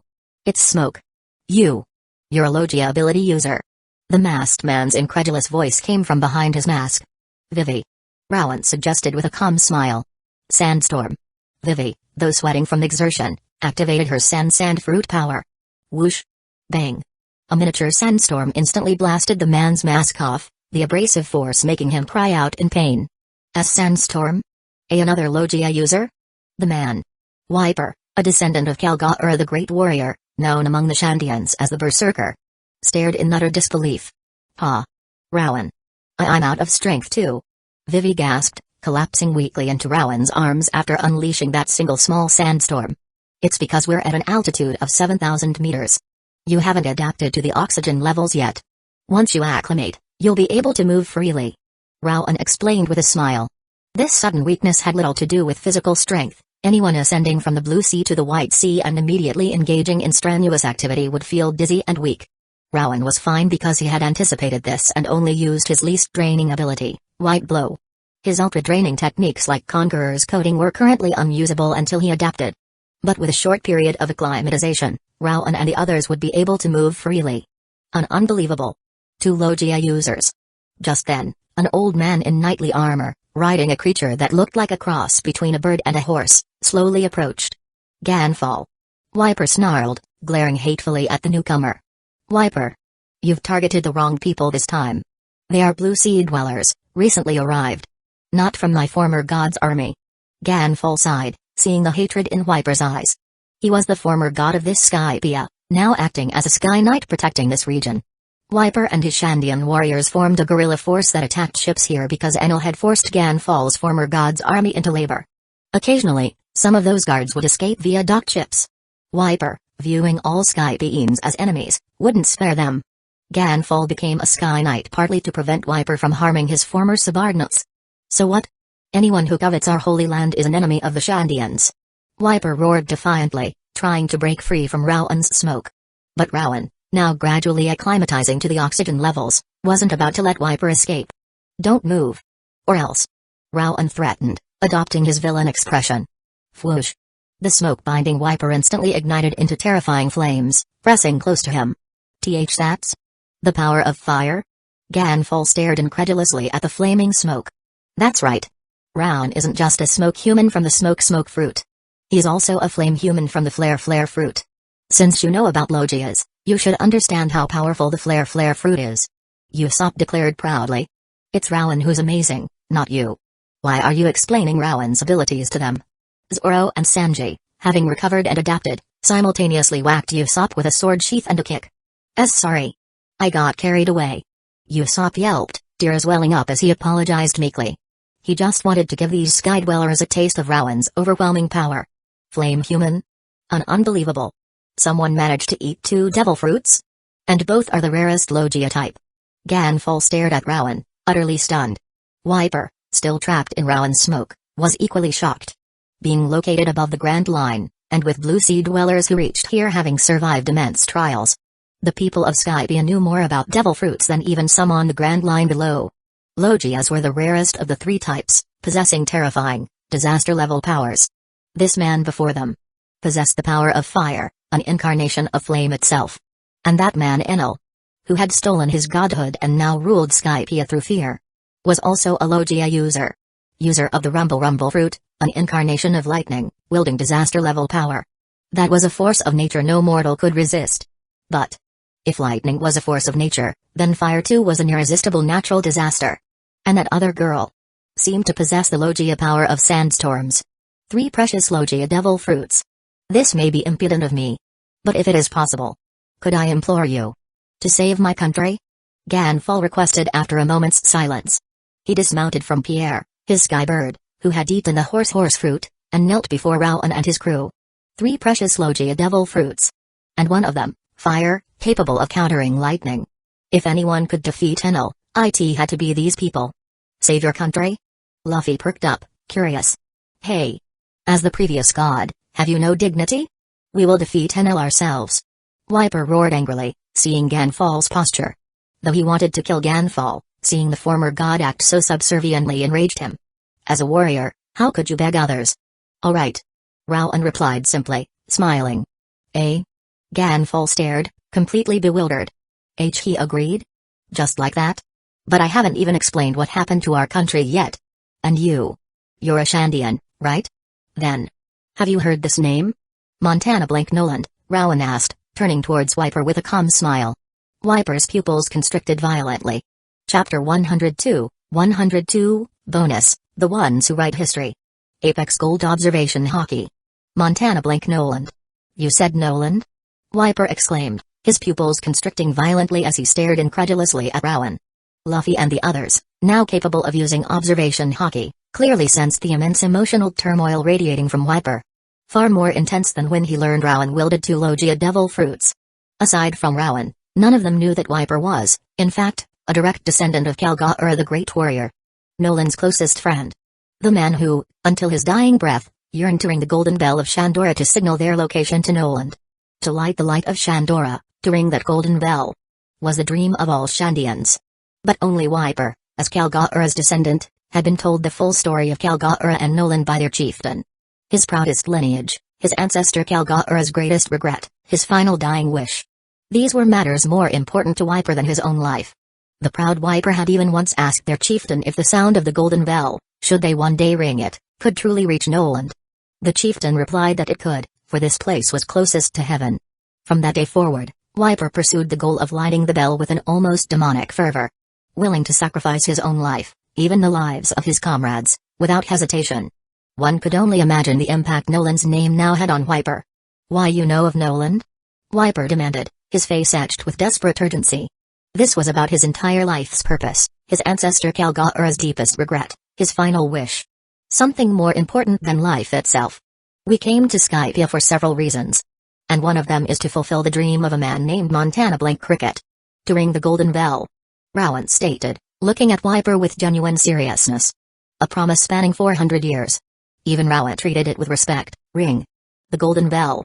Hearing this, Wiper's eyes began to glisten. That man. Montana Blake Cricket. He is. Wiper trembled, a premonition forming, desperate for confirmation. Yes. He is Montana Blake Noland's descendant. He has spent his entire life searching for Shandora. Rowan declared loudly. That's right. Diamond-faced uncle's ancestor, Noland. He was called a liar because he said there was a city of gold here, but the king couldn't find it. But Noland never denied its existence, not even when he was executed. Rowan said Noland died protecting the truth of his friend's civilization. And his descendants have borne that shame for 400 years. Diamond-faced uncle is still down below, searching for that city of gold. To clear his ancestor Noland's name. Luffy added excitedly. They had promised Cricket they would ring the golden bell, bringing a perfect close to that 400-year promise. To arrive in Skypia and immediately encounter a key Shandian who seemed to know about Noland and Kalga'ura's promise. Luffy was thrilled. Usopp and the others, realizing Wiper was a Shandian and seeing his intense emotional reaction to Noland's name, understanding he also dreamed of ringing the bell, dropped their earlier hostility. Great warrior Kalga'ura. Wiper choked out, tears now streaming uncontrollably down his face. Did you hear that? Noland. He was executed for your sake. And your final wish. For Noland to hear the golden bell of Shandora. Even after 400 years. Noland's descendant is still striving to fulfill it. Kalga'ura. Great warrior Kalga'ura. The man known as the Berserker, Wiper, was now openly weeping. His ancestor's dying wish had not been forgotten. Even across time. Across space. Across 400 years. Across the Blue Sea and the White Sea. Noland's descendant had entrusted a group of Blue Sea dwellers to come here. to ring the golden bell. Ganfall watched the weeping Wiper, a man he knew to be incredibly fierce in battle, and felt deeply moved himself. To hear Noland and Kalga'ura's 400-year promise spoken of again, here in the sky. Zoro, Sanji, and Luffy also smiled. Chopper and Usopp had tears of emotion in their eyes. Thank you. Thank you for bringing me this news. For letting me know Noland's descendant is still striving to fulfill that promise. Wiper finally managed after composing himself, wiping away his tears and bowing deeply to Rowan and the crew. This news was like a powerful stimulant, reigniting his lifelong goal of ringing the bell, giving his fight even greater meaning. Towards these Blue Sea dwellers who carried the weight of that 400-year promise. Even a man as proud as Wiper felt compelled to show such respect. Luffy, Sanji, and Zoro smiled, seeing Wiper's gesture. Their observation haki gave them a sense of how proud this man truly was. Such a display clearly demonstrated the immense importance he placed on that 400-year promise. Well then. Our goal is the same. To ring the golden bell, correct? Wiper looked up, his eyes burning with intense fervor as he gazed at Rowan. 3 such powerful Logia devil fruit abilities. And one of them, fire. A true force of nature. With such powerful allies. This was a godsend. The best chance for the Shandians to attack Enel, reclaim their homeland, Shantora. Correct. Rowan replied with a smile, looking at Wiper. Though their ultimate motives weren't entirely identical. Rowan sought the Rumble fruit, the 400-year spiritual power, and the satisfaction of concluding a romantic, centuries-old promise. Wiper sought to fulfill his ancestor Kalga'ura's dying wish and reclaim their homeland Shantora. The method was the same, defeat Enel, ring the golden bell. In that case, follow me. To the home of us Shandians. Wiper said, no longer doubting Rowan or his crew. He was a battle maniac, yes, but not a fool. He could discern truth from falsehood. Rowan and his crew were clearly genuine. Even among the Shandians, only he, Kalga'ura's descendant, knew the full, detailed truth of that ancient promise. In the Blue Sea, only Noland's descendants would know. With such powerful aid, arriving because of his ancestor Kalga'ura and Noland's promise. Wiper's face, for the first time, showed a rare, genuine warmth. Please wait. Saving our country too. Of course, that also just requires defeating Enel. Our objectives are aligned. Ganfall interjected quickly, feeling slightly shameless but knowing this was his only chance. Don't assume such a posture, Ganfall. They came here for the ancient promise. They are friends and guests of the Shandians. Enel. We will defeat him, certainly. But after that, we will take back our land, Upper Yard, from your people. Wiper glared furiously at Ganfall. War will only bring more suffering and death. Surely. We can find a better solution. Ganfall replied earnestly, looking at Wiper. This was why, even though these newcomers had already decided to fight Enel, he still spoke up. He knew Wiper's nature. If it was just about defeating Enel, the war would likely continue afterwards, resulting in countless more casualties. For now, let's all go to the Shandian village together. How about it? I too would like to see the homeland of Kalga'ura the Great Warrior. Indulge me, if you will. Rowan suggested, looking between Wiper and Ganfall. Wiper looked at Rowan, remained silent for a moment, then slowly nodded. All right. You also need to know what we Shandians have endured here. His voice was grim. By bringing news of the 400-year promise, this man had earned his respect. He would show these Blue Sea dwellers what the original inhabitants of Skypiea had done to his people. This man's face had to be given. Thank you. Ganfall replied with a relieved smile. As long as there was dialogue, there was hope. Next, Wiper led Rowan and the crew towards the Shandian settlement. Hidden Cloud Village. Wiper used the wind dials on his skates to push the Going Merry, assisting their navigation. Though Wiper was a battle-crazed and often stubbornly unreasonable man, he felt genuine gratitude towards Rowan and his crew for bringing news of his ancestors' promise with Noland. Rowan, however, didn't deliberately make Wiper work, using his own smoke fruit to help guide the Merry. On the White Sea, this method was far less taxing than on the Blue Sea. Rowan's current physique handled the stamina consumption easily. Wiper, witnessing Rowan's power again, felt another surge of awe, then led them onwards. Hidden Cloud Village. This was the Shandians' current home. After war erupted with the original inhabitants of Skypiea over their ancestral land, now called Upper Yard, they were forced to relocate here, building a new home in this hidden enclave. It was situated in a layer between the White Sea and the White Sea, concealed between 2 cloud layers. Hence its name. Splash. A ship and a figure suddenly burst through the cloud layer, entering the village. Who goes there? The Shandian warriors on patrol instantly tensed, seeing the unexpected vessel. The newcomers clearly looked like Blue Sea dwellers. But how could Blue Sea dwellers possibly know the location of Hidden Cloud Village? "It's me," Wiper announced, stepping forward. "Wiper?" Seeing him, the Shandian warriors started in surprise. Why would Wiper bring Blue Sea dwellers here? Where is the chieftain?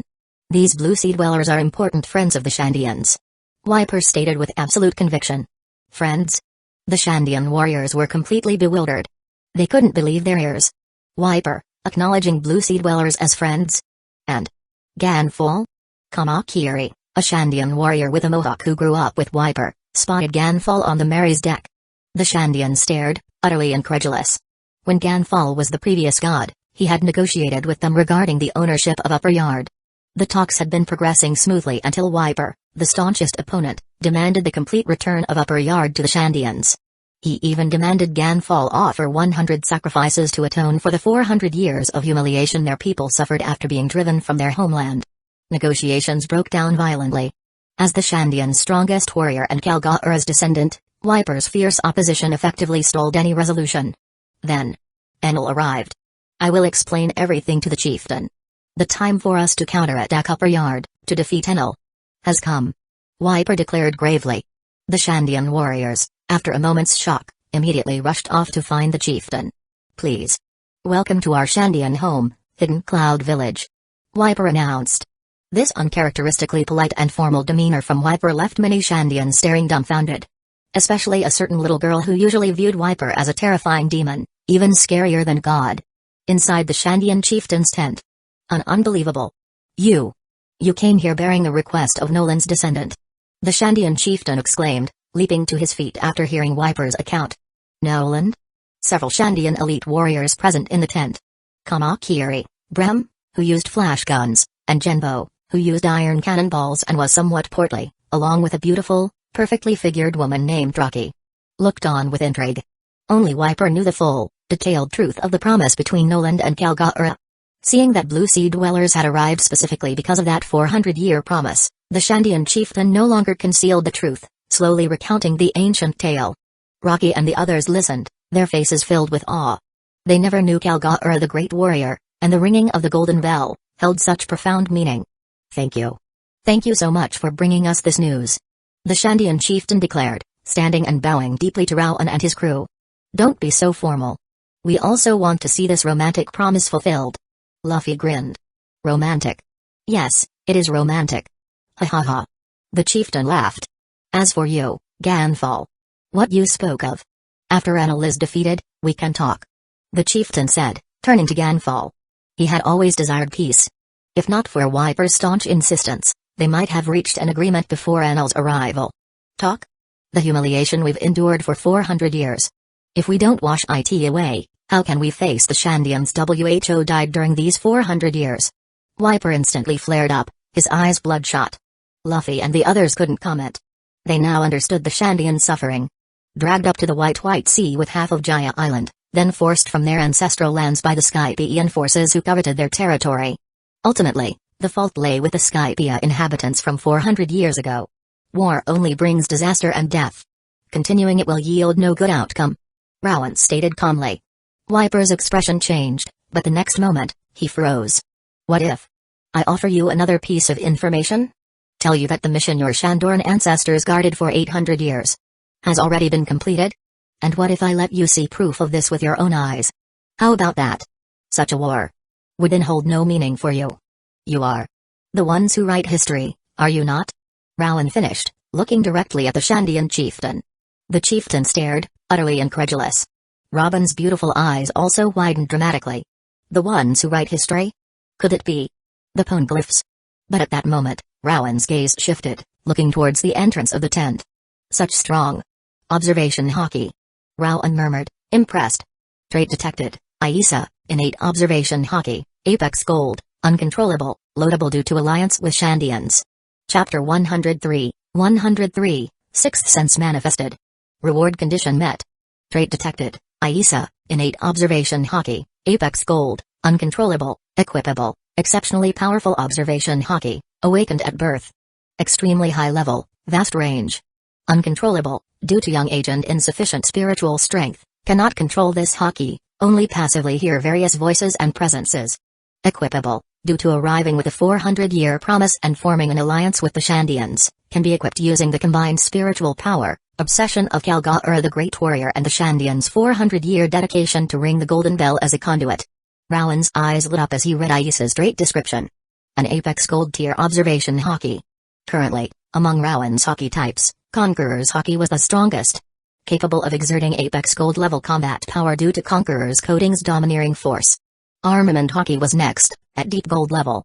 Observation hockey was his weakest, only at Pale Gold. Because observation hockey was a combination of spiritual power and the 5 senses. Amplifying the user's senses, a manifestation and extension of them. Spiritual power played a key role before awakening. But after awakening, the strength of observation hockey was determined by the user's manifested 5 senses, and even more so, their 6th sense. This explained how Katakuri, despite being only 4 Emperor's commander level in overall strength, could train his observation hockey to a level many Admiral tier fighters couldn't reach. The ability to briefly see the future. For those not blessed with Katakuri's genius in observation hockey training, aside from the initial awakening phase. Once their observation hockey reached Pale Gold, significant improvement to their manifested senses, and thus their hockey intensity, could only be achieved through the great terror of life or death combat. Rowan hadn't yet faced such true life or death situations, hence his observation hockey was the weakest of his 3 types. But this very characteristic of observation hockey also allowed for individuals like Aisa, born with exceptionally powerful innate observation hockey of an extremely high level. However, because Aisa was too young, her spiritual strength too weak, she couldn't control hockey of this magnitude. This was why, in the original story, Aisa couldn't control her observation hockey, passively hearing and seeing voices and presences disappear, making her emotionally volatile and easily upset by others' arguments from a young age. This kind of innate, super powerful observation hockey couldn't even be obtained through training. Its detection range was immense. One major reason Rowan desired the Rumble fruit was because its lightning-based abilities could vastly amplify the range of observation hockey. Enel's ability to use his mantra to monitor an entire country was solely due to the power of the Rumble fruit. With such power, Rowan would hold absolute initiative on the seas. Even if the world government deployed all its forces to capture him, Rowan could detect them far in advance with his super wide-range observation hockey, deciding whether to engage or evade. Completely controlling the terms of any encounter. But Enel's vast sensory range was entirely due to his fruit amplifying his hockey. Aisa's terrifying sensory range, however, stemmed purely from her own innate hockey. And hockey she couldn't even fully control yet. Just passively receiving feedback from it was this powerful. No wonder it was an Apex Gold Tier observation hockey. What surprised Rowan even more, because he arrived bearing the 400-year promise, through the strongest trait system, he could use the combined spiritual power, obsession of Kalga'ur the Great Warrior and the Shandians' 400-year dedication to ring the golden bell as a conduit. To equip Aisa's observation hockey. The principle was the same as when Rowan equipped Aisa's traits through Luffy.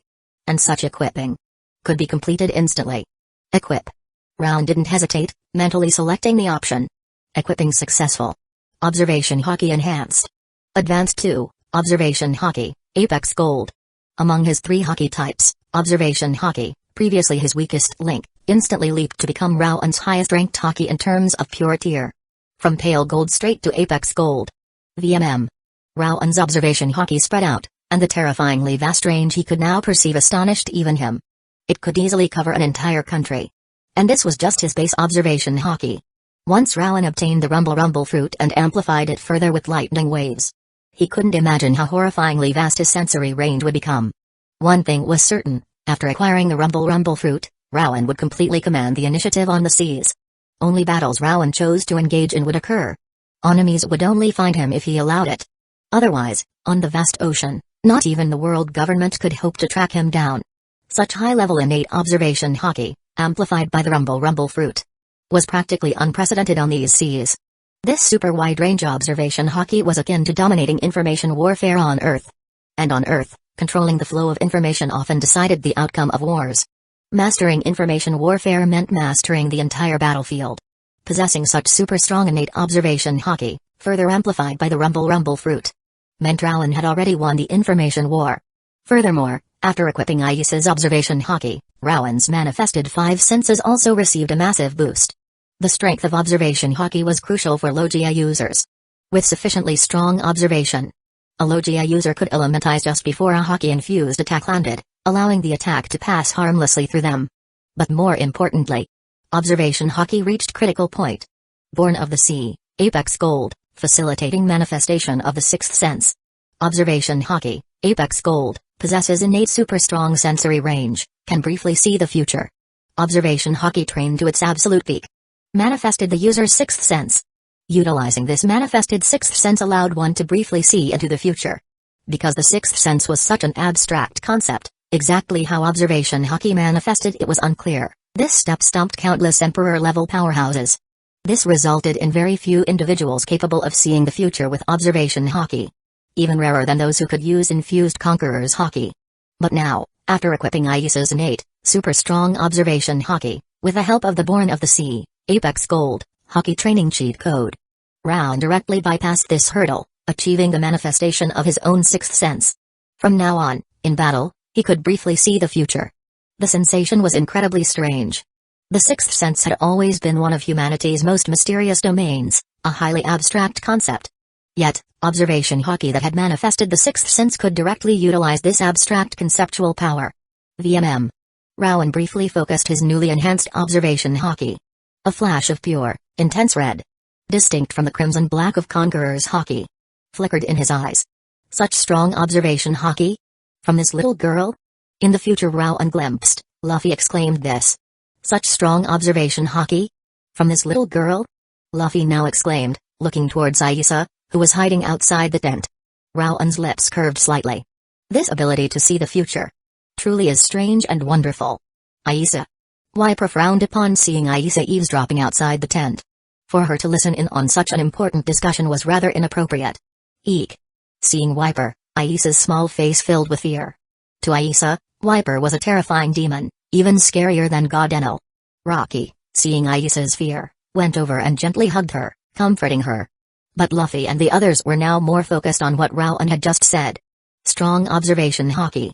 Rowan's expression, his tone, both conveyed unprecedented amazement. For Rowan to be so astonished by this observation haki, one could only imagine how incredible it must be. Rowan.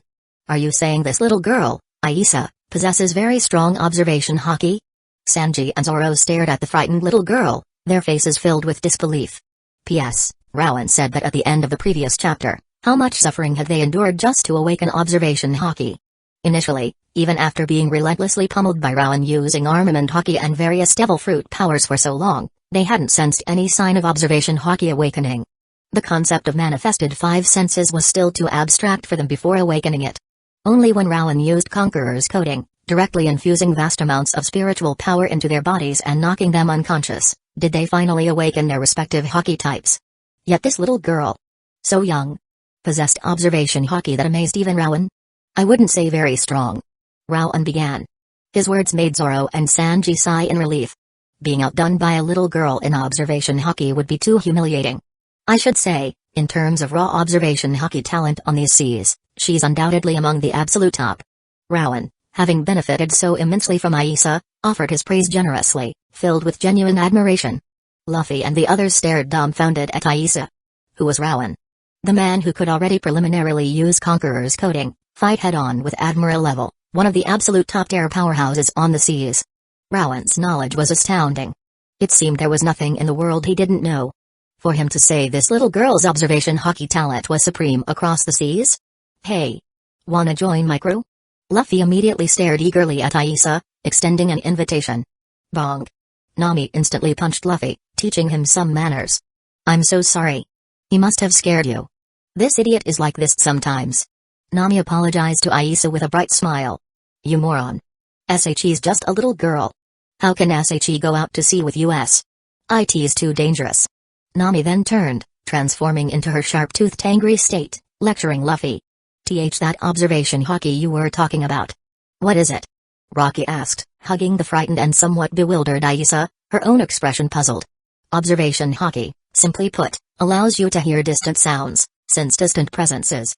Possessing such super strong innate observation haki, yet being too young to fully control it. Aisa has probably been uncontrollably hearing sounds and sensing presences ever since she was born. Rowan explained, using Aisa's own power as an example. Hearing Rowan's words, both Aisa and Rocky stared wide-eyed. On Skypiea, this power is called mantra. Rowan added.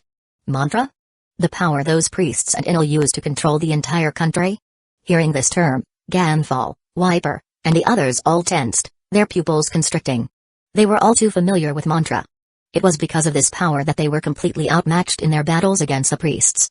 All their movements seemed to be predicted.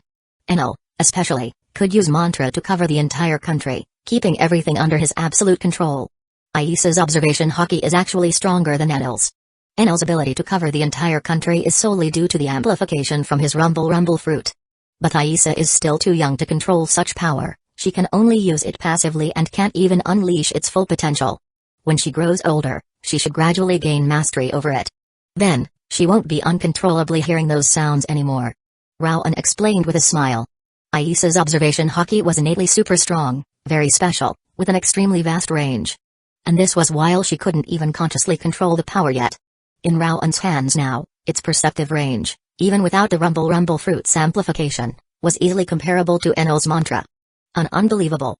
So that's the truth behind this power. Rocky murmured, looking at Aisa, seemingly relieved. When Aisa uncontrollably heard those voices, she often appeared deeply distressed and frightened. For a little girl, facing an unknown, uncontrollable power within herself was naturally terrifying. And the experience of uncontrolled observation hockey was extremely unpleasant. The constant barrage of others' emotions. Even Kobe nearly broke down from it during the Summit War, let alone a little girl like Aisa. Knowing that Aisa would gradually gain control as she grew older brought Rocky immense relief. After all, the unknown is what's most frightening. Knowing the truth about Aisa's power was reassuring. Mr. Rowan. You said earlier that our Shandian people's 800-year mission is complete. What did you mean? And how did you know? We are the writers of history? The chieftain, finally recovering from the shock of Rowan's earlier words, now looked nervously at Rowan. This was the greatest secret of the Shandians, of Shandora. Robin's gaze also fixed intently on Rowan. The ones who write history. That phrase resonated deeply with her. It's exactly as you think. The Shandora where the Shandians reside holds a poneglyph. Protecting it for generations. That is the true mission of the Shandians, of Shandora. 800 years ago, you were allies of Joy Boy, fighting together against the world government, Rowan stated, looking at the assembled group, dropping another bombshell. Poneglyph. Robin's eyes instantly lit up. This poneglyph, like the one in Alabasta, records the location of one of the 3 ancient weapons. Poseidon. Rowan continued. His words made Robin's expression fall slightly. Not the true history then? However, the information from this poneglyph here has already been guided to the final island, Laugh Tale, by the Pirate King, Galdi Roger. Your mission can be considered complete. Rowan finished, smiling at the Shandian chieftain. Roger? Did you say Roger? Ganfall suddenly exclaimed, standing up. Sky Knight. You know Roger?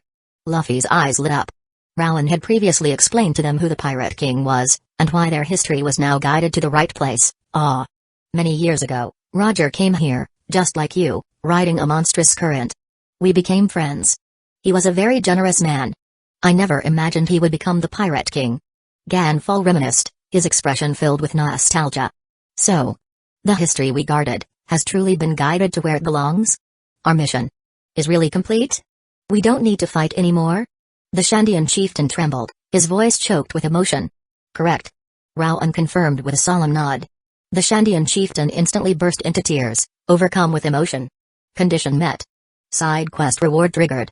Reward, the combined spiritual power of the Shandian generation's 800-year obsession with guarding the poneglyph and guiding history to its correct destination. Chapter 104, Bonus, Special Concept Devil Fruits. Apex Gold Observation Hockey. Rowan vs Enel.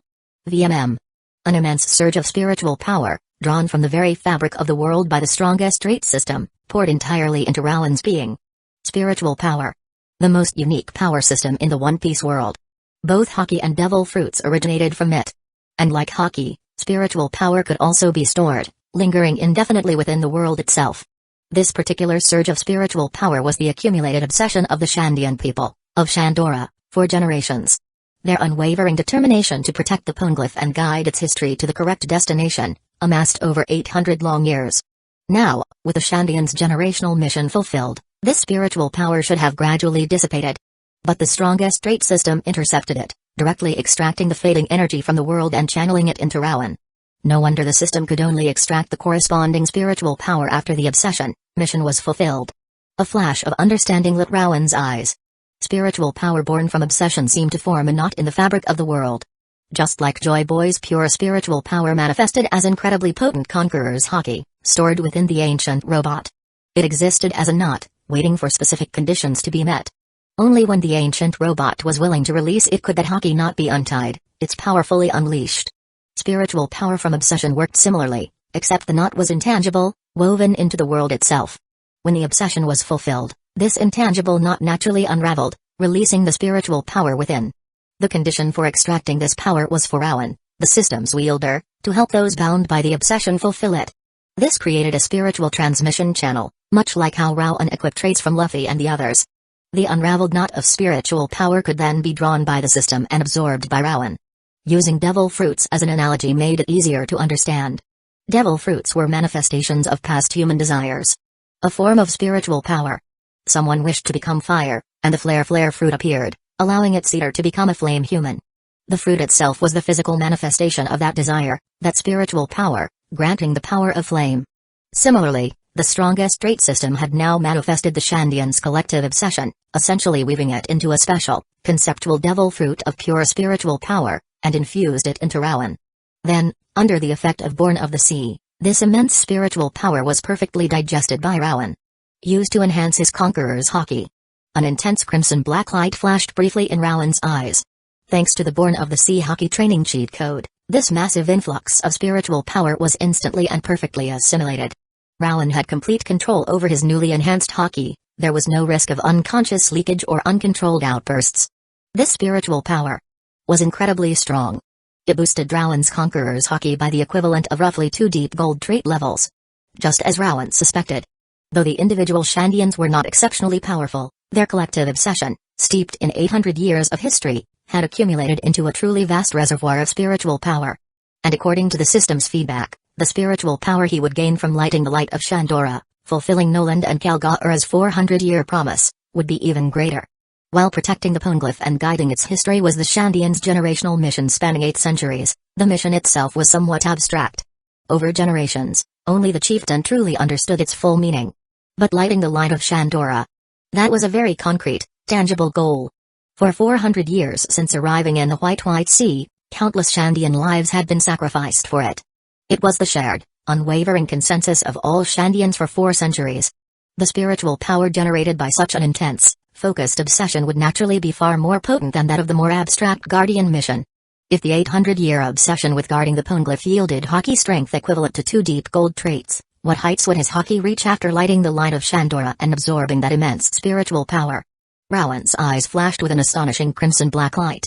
He grew increasingly satisfied with the Born of the Sea hockey training cheat code. No matter how vast the influx of spiritual power, Born of the Sea allowed him to instantly and perfectly assimilate it, enhancing his own hockey. Without this trait, controlling such external spiritual power would be no easy feat. Now, Rowan's conqueror's hockey was only 6 deep gold trait levels away from reaching apex gold. At this moment, the Shandian chieftain, having regained his composure, began to recount to Wiper and the others the true, 800-year-long mission of their people. Learning their ancestral duty was now complete left them with mixed emotions. A sense of relief, yet also a profound sense of unreality. Unlike the tangible goal of lighting the bell, for which so many had shed blood over 400 years, this 800-year Guardian mission, its true meaning known only to successive chieftains, felt distant. Regardless, we still need to light the light of Shandora. Only after ringing the golden bell can we discuss whether the Shandians still have reason to fight. Wiper declared, standing tall, his eyes filled with unwavering determination. The other Shandian elites nodded in agreement. Each generation had its own mission.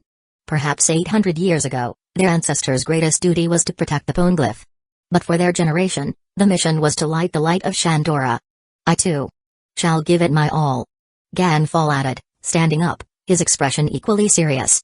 He sensed that knowing their ancient mission was fulfilled, though unsettling for Wiper, had also eased much of his fierce aggression. Ganfall saw a glimmer of hope for peace. Don't think this means I approve of your proposal. Wiper snorted at Ganfall. Even so, I shall strive with all my might. The Shandians are already people of Skypia. For the sake of all our people, I am willing to burn what remains of my life. Ganfall replied with heartfelt sincerity, deeply moving the Shandians present. Wiper remained silent for a moment, then grunted. Humphrey. Do as you please.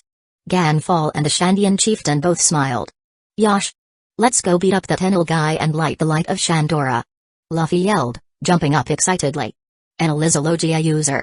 An incarnation of lightning. Normal attacks are useless against him. The only one who can face him is you, Mr. Rowan, as an incarnation of flame. Ganfall stated, looking towards Rowan imploringly. You're mistaken about that, Sky Knight. We can all hit Logia users now. With the power of Haki. Luffy declared, pointing towards Zoro and Sanji with a grin. Haki? You mean mantra? Ganfall looked confused. How could the power to predict movements harm a Logia user? That's observation Haki. We're talking about armament Haki. Luffy yelled, coating his fist in jet black armament, a powerful grin on his face. Zoro and Sanji also looked confident. Before awakening Haki, they were helpless against Logias. Now, it was time for payback. Bong. Bong. Bong. 3 sharp raps echoed as Luffy, Zoro, and Sanji all clutched their heads, squatting down, eyes watering from pain. You 3 idiots. Haven't you learned anything I taught you? Rowan's voice, laced with exasperation, boomed as smoke curled from his still raised fist. Haki merely gives you the means to hit ability users. It doesn't make you invincible. Weak Haki can still be overwhelmed by powerful Devil Fruit abilities. Your current Haki levels can't even withstand my basic Flare Fruit power, let alone Rumble Fruit, which is even more offensively potent. With Zoro and the others' current Haki strength, fighting the Rumble Fruit user would be suicide. Except for Luffy, whose Nika rubber body, not ordinary rubber, perfectly countered the Rumble Fruit's full power. Awakened Nika could even directly control lightning for attacks. But Rowan wouldn't coddle Luffy's reckless habits. Against an uncounterable Devil Fruit ability, rushing in with their current Haki level was just asking to die. Sorry. We got carried away. Luffy and the others apologized meekly after being disciplined. I have Sea Stone, and reject dials.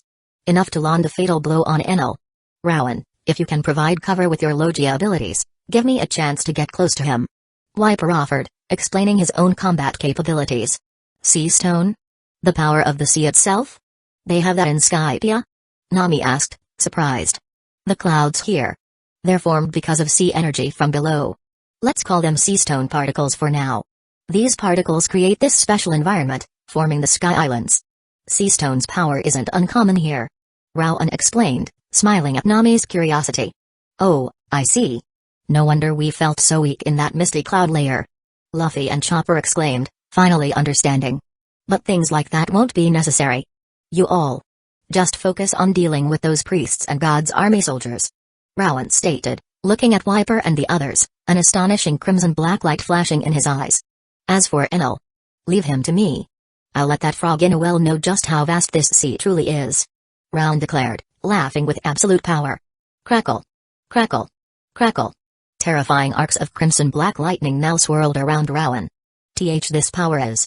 Wiper and the others stared at Rowan in horror. This power was too violent, too tyrannical.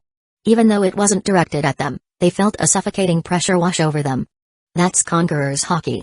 An incredibly powerful ability that only a handful of the strongest individuals on the seas can master. Just you wait and see.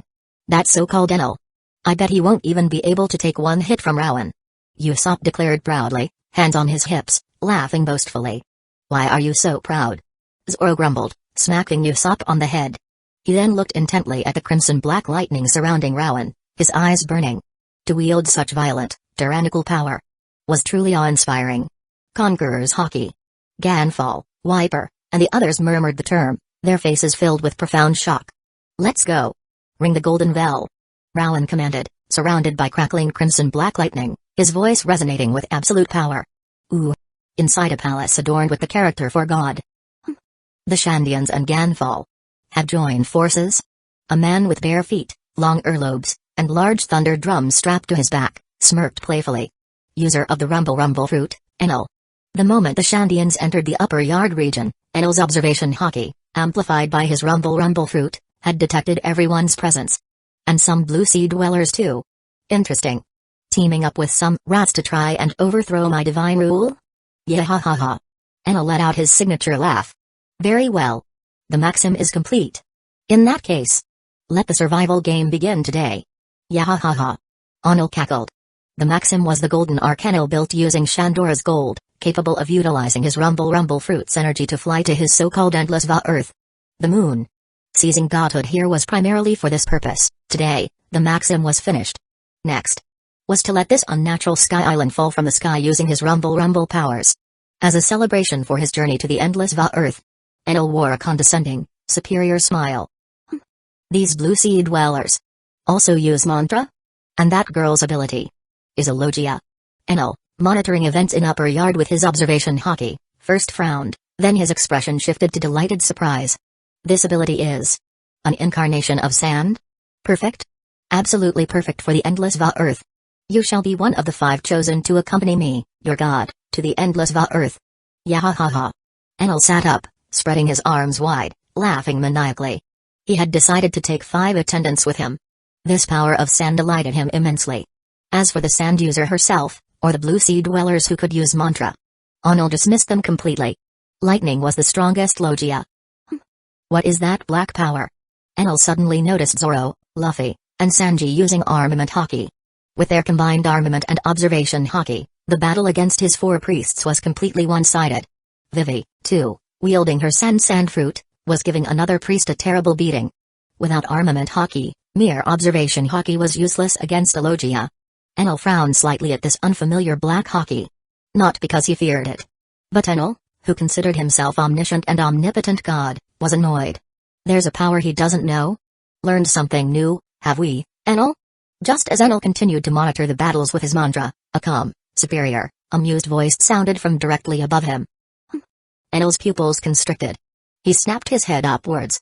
A figure sat leisurely atop his divine pavilion, looking down on him with condescending amusement. That gaze was like looking at an ant. Seeing that look, Enel's eyes instantly turned red with fury. No one had ever dared look at him like that. Crackle. Boom. A terrifying bolt of lightning erupted from Enel's body, instantly engulfing the pavilion and the figure upon it. The sheer destructive force of the lightning completely obliterated the structure, leaving nothing behind. Whoosh. Under Enel's grim gaze, terrifying flames suddenly materialized out of thin air. Countless flames converged, slowly forming a humanoid figure of pure fire. Logia. The power of fire. Enel snarled, his expression dark. Though fire was also a natural disaster, in Enel's view, it was still inferior to lightning, the incarnation of God. What truly made Enel's face so grim was his mantra couldn't sense this person's presence at all. Enel traits, Rumble fruit, deep gold, unawakened, observation hockey, deep gold, range amplified by Rumble fruit. You are lightning, correct? Well then. Let's see whose power is more violent. Rowan stated calmly, the crimson black light in his eyes solidifying. Boom. Crackle. Crackle. Countless arcs of crimson black lightning now roared violently through the atmosphere around Rowan. Chapter 105, Enel screams in agony. Crackle. Crackle. Crackle. Violent, tyrannical arcs of crimson black lightning erupted, centered on Rowan, filling the entire atmosphere. With each surge of this incredibly potent energy, the very air trembled. Here, on the white sea, 10,000 meters above the blue sea, the surrounding clouds roiled and recoiled violently, as if being torn asunder by an irresistible force. Before this tyrannical power, even the sky seemed to tremble. Boom. The ground beneath Rowan's feet shattered like a spiderweb, then, under the onslaught of the ferocious crimson black lightning, disintegrated into dust. The giant beanstalk, which pierced through the white sea and reached towards the sky, began to tremble violently. The sky trembled. The earth quaked. This was the power possessed by only a handful of the absolute strongest individuals on these seas. Conqueror's hockey, infusion. Around Enel, the lightning generated by his Rumble fruit ability flickered and shuddered with each surge of crimson black hockey. As if cowering before this overwhelmingly violent energy. The Rumble fruit, even among the myriad of devil fruit abilities, was hailed as one of the most invincible. Among logias, its offensive power was second only to the magma fruit, which stood at the absolute pinnacle of all devil fruits. But before infused Conqueror's hockey, the most violent and tyrannical power on these seas, the lightning conjured by Enel's unawakened Rumble fruit was simply not on the same level. How is this possible? Enel stared, his eyes bloodshot, at the crimson black lightning raging through the atmosphere. His Rumble fruit's power was completely overwhelmed by this strange energy. What kind of sick joke was this? He was the incarnation of lightning, possessing the power of thunder. a force humans since ancient times believed only gods could wield. He was God. Yet, before this inexplicable crimson-black lightning, his divine thunder was utterly defeated. As a Logia user with decent observation hockey, Enel could sense that this crimson-black lightning wasn't a natural element. It was a power he had never encountered before. A power emanating from the man before him. Human power. Stronger than that of a god? How could Enel, who had considered himself divine ever since eating the rumble fruit, possibly accept this? 60 million volt. Thunder Dragon. Enel struck the thunder drums on his back with his golden staff, unleashing one of his strongest techniques. Crackle. Whoosh. Accompanied by an ear-splitting thunderclap, terrifying electrical energy coalesced into a roaring dragon of pure lightning. The sound alone was deafening, audible across much of Upper Yard, the half of Jaya Island in the sky. The destructive power of lightning, the ability to manipulate electromagnetic waves to amplify observation hockey, and the terrifying, ear-splitting thunderclaps accompanying each attack. All designed to instill fear and even disrupt an opponent's observation hockey. Its offensive power, speed, and support capabilities all ranked near the pinnacle among devil fruits. Hence, it was hailed as one of the most invincible abilities. But VMM. The crimson-black light in Rowan's eyes blazed with intense brilliance. The crimson-black lightning raging around him instantly converged, coiling around his right fist. Wham! As Rowan punched forward, the very atmosphere seemed to shudder. The Thunder Dragon. Formed from the element humans had revered as divine and destructive since ancient times. Disintegrated instantly under that single blow. Crackle. Fizz.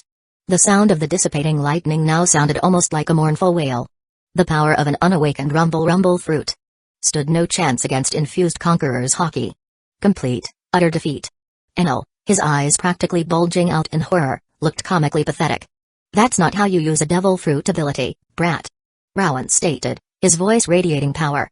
Though Enel's physique energy, tempered by the rumble fruit, had reached the deep gold tier, far surpassing aces with the flare fruit. His hand-to-hand combat skills were abysmal, his armament hockey non-existent. He had virtually no close-quarters fighting ability. Even Kizaru, with his over-reliance on the glint fruit, at least possessed swordsmanship that complemented his fruit, elevating his combat level. Forget admiral-level battles, even among emperors, decisive outcomes were almost always determined in close combat. Enel's fighting style, relying entirely on the rumble fruit, specifically its long-range lightning attacks, was completely unviable at the highest levels on these seas. The consequence of this over-reliance was evident, when faced with Luffy, whose rubber body completely countered his lightning. Enel's lack of close combat skills left him utterly helpless, almost completely unable to fight back. Let me teach you how a Logia devil fruit ability should be used. Rowan sneered, his words like daggers to Enel's pride. Bastard. Enel, already shaken by the instant defeat of his 60 million volt attack, now roared, his eyes bloodshot with fury. A mere human dares to teach him, God, how to use a Logia powers. But the next moment, Great Flame Commandment. Whoosh. Boom. Rowan unleashed the full power of his flare fruit ability. Terrifying flames erupted, dyeing the very atmosphere of the white sea a blazing red. Due to Skypia's unique geography, from below, it looked as if the entire sky above Upper Yard was consumed by fire. That's. The Shandians fighting across Upper Yard stared in horror at the fiery red sky that now overpowered Enel's lightning, and at the crimson-black hockey lightning still crackling around the giant beanstalk. The entire sky seemed to be burning. Is that the power of fire? The power of the flare fruit? Ganfall gasped, utterly stunned. Indeed. A force of nature comparable to lightning, a natural disaster beyond human resistance. Enel's lightning has been defeated. Wiper murmured in disbelief, watching Enel's lightning completely dissipate under the combined assault of the flames and the crimson-black hockey. Of course. I told you. That Enel guy couldn't even take one hit from Rowan. Just watch. The fight will be over soon. Usopp declared proudly, puffing out his chest. The real show is just beginning. Zoro and Sanji commented, smirking slightly as they gazed up at the sky consumed by searing flames. The priests had already been utterly defeated. With Luffy using Gear Second, Zoro channeling a sliver of Conqueror's hockey through his Azura aura, Sanji unleashing Diable Jam, and all three utilizing armament hockey. The priests, who relied solely on dials and basic observation hockey, were completely outmatched. Vivi, too, leveraging her Logia intangibility against non-hockey users, teamed up with Nami to defeat another priest. Now, the Straw Hats and the Shandians gathered together, watching the cataclysmic battle unfolding atop the giant beanstalk. Not started yet? Ganfall and Wiper looked confused. In their eyes, such a wide-scale, disaster-level attack was the epitome of Logia power. But the next moment, whoosh! The sea of flames that seemed to consume the entire sky, in an instant, began to converge violently towards a single point. In a fraction of a second, the immense inferno vanished as if it had never existed. All that remained were two small points of light atop the giant beanstalk, blazing as brightly as miniature suns. He released all that fire, then condensed it entirely into his fists. Sanji and Zoro murmured, their observation haki barely able to sense the horrifying power contained within those 2 points of light. Luffy also stared, awestruck. Just as Rowan had told them during training. Even if Rowan didn't use any haki, just this level of flare fruit mastery alone could burn through their armament haki. Their haki was still far too weak. Rowan hadn't even fully unleashed his infused Conqueror's haki yet, and they already felt infinitely small before his power. Luffy, Zoro, and Sanji all clenched their fists. Still have to train harder, get stronger. After this fight, gotta ask Rowan to knock us out with Conqueror's coding a few more times. All of it. Concentrated on his fists? Ganfall, Wiper, and the others stared, utterly dumbfounded. That sea of flames, which seemed to burn the very sky. All of it, concentrated onto a pair of fists? Though they lacked observation haki, they could still imagine the horrible power contained within. Only now did they truly begin to grasp how vast, how powerful, the Blue Sea Dwellers could be. VMM. Rowan's fists now blazed with the intensity of miniature suns. All the fire styled by the flare fruit was concentrated there. Flame gloves, Rowan stated calmly. Unleashing the entirety of a Logia fruit's elemental power and then condensing it like this. Theoretically, this was a feat only achievable after awakening, after gaining complete mastery over the fruit's power. Ace, for example, couldn't use such a technique. He could only wield the flames for attacks, similar to how Enel used his lightning. Though Ace's physical combat skills were far superior to Enel's, Rowan could do it because the system had converted the flare fruit's power into a trait, granting him perfect control over it, even unawakened. This technique made Enel, whose own rumble fruit was unawakened, stare wide-eyed. This is the true way to use a Logia devil fruit, brat. Rowan declared, extending his flame gloves towards Enel, his voice calm. "Who are you calling brat?"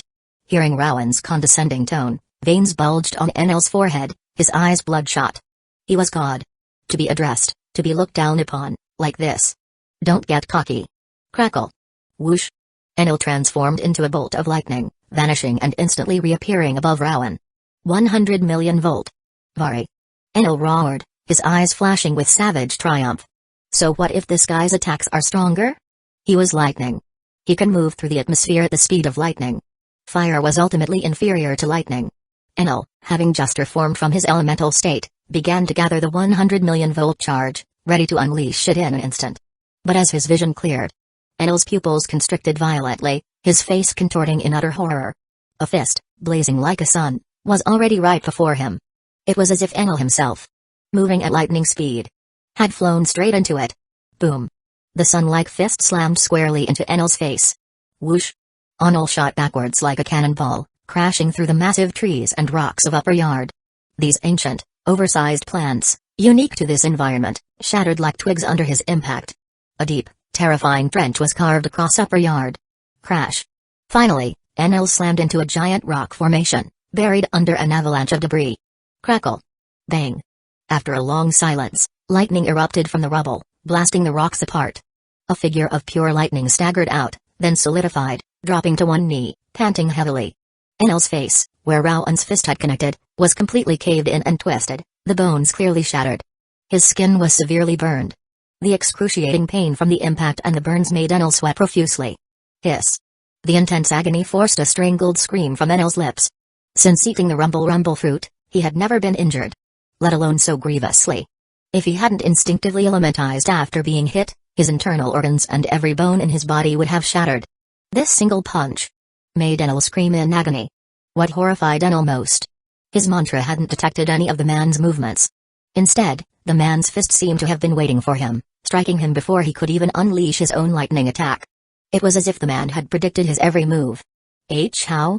His mantra, amplified by the rumble fruit, had never encountered such a thing. And that movement. It wasn't a reaction after Enel attacked. It was as if he hadn't even initiated his ability yet, but the man had already foreseen all his actions, then simply waited for him to crash into the fist.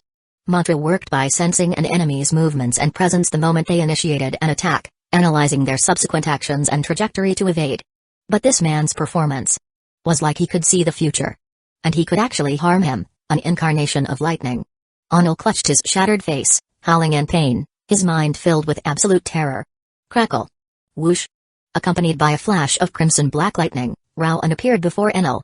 After absorbing the Shandian's 800-year spiritual power, Rowan had gained some mastery over using Conqueror's Haki to boost his speed. Though not comparable to Shanks or Garp who had fully mastered infused Conquerors, the speed increase was still astonishing. Shanks and Garp, with their Haki-enhanced speed, could catch Kizaru, user of the Glint Glint fruit. Of course, this also related to how users of super speed fruits like Glint Glint or Rumble Rumble actually fought. They couldn't just remain pure light or lightning, zipping around constantly, that would just waste stamina. To attack, they had to partially solidify from their elemental form. That brief instant was when a master with Haki-enhanced speed could strike. Rowan using observation Haki to see the future and strike. Enel preemptively worked on a similar principle. Felt it, didn't you? Your future. I saw it all. Rowan stated calmly, an astonishing red light flashing in his eyes. The future. Rowan had already seen it. Finally. Let me shatter your so-called divine dream completely. Your game of playing God is over, brat. Rowan declared, a chillingly villainous smile spreading across his face. Chapter 106, 106, Bonus, 3 punches shatter a god's dream. Only Haki transcends all. Playing God game is over? Enel, initially stunned by the Blue Sea Dweller's claim of seeing the future. A power Enel himself considered the epitome of an omniscient, omnipotent god. Now grit his teeth, enduring the searing pain, and slowly pushed himself to his feet. His eyes, bloodshot and blazing with fury, locked onto the man before him. Shatter his divine dream? Playing God game? What kind of joke was this? He wielded the power of lightning. A force only gods should possess. Able to use electromagnetic waves to amplify his mantra, extending his perception across an entire country, monitoring the words and actions of every single citizen. Anyone who defy his divine rules or incur his wrath would be smote by heavenly thunder, reduced to ashes. Within this nation, he was omniscient, omnipotent. Wasn't that enough to be called a true god? Yet now, this Blue Sea man dismissed all of it as a mere game of playing God. Don't get so cocky, Blue Sea Dweller. Enel roared, his eyes bloodshot as he unleashed the full power of his Rumble Rumble fruit. Crackle. Whoosh. His body rapidly swelled, enveloped in crackling lightning, transforming into a colossal figure of pure electrical energy.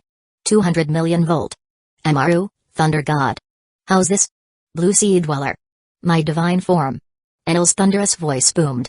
Ultimate technique trait, Enel, Amaru, Thunder God, Deep Gold, unleashes 200 million volts of lightning, enveloping the body to become a giant of pure thunder. Rowan observed this ultimate technique trait with interest. Enel hadn't yet awakened his Rumble Rumble fruit. Unlike Rowan, he couldn't concentrate its Logia power entirely onto his fists, resorting instead to this inflated form. But, admittedly, Enel's control over the Rumble Rumble fruit surpassed Ace's mastery of the Flare Flare fruit. This Amaru form was very close to an awakened state. Enel was indeed talented. He had even constructed the Arc Maxim using gold. A vessel through which he could channel his fruit's power to achieve effects mimicking awakening. Attacks like Momrigan, Heavy Thunder, and Rygo, Thunder Welcome, when channeled through the Maxim, possessed Apex Gold-level destructive power, reaching the Admiral tier. But to achieve such combat power relying solely on an unawakened Rumble Rumble fruit, without Haki. It truly underscored why the Rumble Rumble fruit was considered one of the most powerful devil fruits. Once awakened, its power would undoubtedly far exceed the minimum Admiral threshold. This makes sense. No wonder the Magma fruit, possessing the highest offensive power, allowed KNU to achieve such devastating results. Anyone who fought him ended up dead or maimed. The power amplification from those potent devil fruits might be even greater than Rowan initially anticipated. Combined with his own Conqueror's coating, the destructive force he could unleash would be frightening. Rowan looked at Enel's Thunder God form, using his observation Haki to sense the immense power of the Rumble Rumble fruit, a satisfied smile playing on his lips. This fruit was already as good as his. Seeing its impressive display naturally pleased him. What's with that look? Enel's eye twitched. His earlier rage and adrenaline rush had numbed much of the pain. But now, having transformed into his 200 million volt Amaru form, Enel instinctively wanted to see this Blue Sea man's reaction to his divine might. Instead, he saw the man looking at him like a hunter eyeing prized prey. Seeing that gaze, combined with the fading adrenaline and the returning throb of intense pain in his face, made Enel's cheek twitch uncontrollably. The rumble fruit. Truly a fine ability. After today, it will be mine. Rowan stated calmly, the crimson-black light in his eyes flaring. Rumble fruit? Yours? Enel started to scoff. This blue sea fool doesn't even know a person can only eat one devil fruit. But the next moment, Enel froze. I seem to have forgotten to tell you. Rowan added. Enel stared blankly. The blue sea man before him. Half his body dissolved into smoke. As a Logia user himself, Enel was certainly familiar with such power. It was the Logia ability of smoke. This blue sea man possessed the powers of two Logia devil fruits simultaneously. And from his words, he intended to take Enel's rumble fruit ability as well. To possess a third Logia ability. Who the hell was a real god again? Enel felt his entire worldview shattering. Alright. Playtime's over. I've seen enough of the rumble fruit's capabilities. Rowan's smile faded, replaced by a tyrannical crimson-black glint in his eyes. Your control over your devil fruit may be superior to mine. And I don't know what power you used to harm me, an incarnation of lightning. But lightning's offensive power is greater than fire. You can't defeat me. Enel roared, thrusting his lightning-wreathed right hand towards Rowan in a palm strike. It seems my last attack didn't make things clear enough. Very well. This time, I won't bother predicting your moves. Rowan stated, raising both fists. Armament. VMM. Dense armament hockey instantly coated Rowan's flame gloves. Whoosh. Bang. The combination of armament hockey and flame gloves slammed heavily into Enel's outstretched palm. Hiss. So painful. Bastard. What is this power? An excruciating pain shot up Enel's arm, forcing a pained cry from him. Boom. His feet slid back, the ground beneath his lightning form cracking under the force. In contrast, Rowan looked completely unfazed. Actually, the combat power of flame gloves combined with armament hockey wasn't vastly different from Enel's Amaru form. It hadn't quite reached apex gold attack power yet. But because Rowan possessed armament hockey, the reactive force from their energy collision was absorbed by his hockey. Enel, however, had to endure that shock with his physical body. Enel, having little tolerance for pain, immediately howled. This is called armament hockey. It allows one to strike the true body of a Logia devil fruit user. The taste of hockey isn't too pleasant, is it? This is a power every living being possesses. Your so-called mantra is also a form of hockey, called observation hockey. Rowan explained with amusement, watching Enel clutching his hand in agony. This was the limitation of relying solely on devil fruit powers. Ranged attacks couldn't unleash a Logia's full potential. But in close combat, without hockey, even if you could match the opponent's offensive power, you still had to endure the pain of impact. Enel's current state would normally pose little threat to an armament hockey user. The surface of his body was composed of coalesced lightning. But Rowan possessed armament hockey, Raya-O. It directly bypassed the surface layer of elemental lightning, striking Enel's true body hidden beneath. Armament hockey. Is that the black energy those blue sea dwellers used to defeat my priests? Enel's eye twitched. Under the intense pain, even his elemental Amaru form began to destabilize. His mantra sensed a power similar to what those blue sea dwellers used on his fists. But the density, the sheer power, was on a completely different level. This power. Human power can actually contend with the power of a god? With lightning? Enel, amidst his agony, felt his convictions begin to crumble. Why did he consider himself god? Wasn't it precisely because mortal power was helpless before a natural disaster like lightning? Yet now, this blue sea man told him mortal power. This armament hockey could contend with lightning. How could Enel not be devastated? Are you trying to insult me? Trying to make me lose my Amaru form and mantra?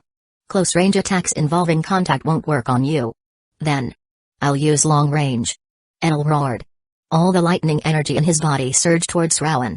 The next moment, whoosh! Enel's true body transformed into a bolt of lightning, attempting to flee. His real plan was to use the lightning blast to stall Rowan, then escape to the Arc Maxim using his lightning speed. With the Arc, he could unleash power far greater than his current abilities. Attacks like Momaragon and Rygo required the Arc. But, crackle! Countless arcs of crimson-black lightning instantly ensnared Enel's true body as he tried to escape, piercing him like countless arrows.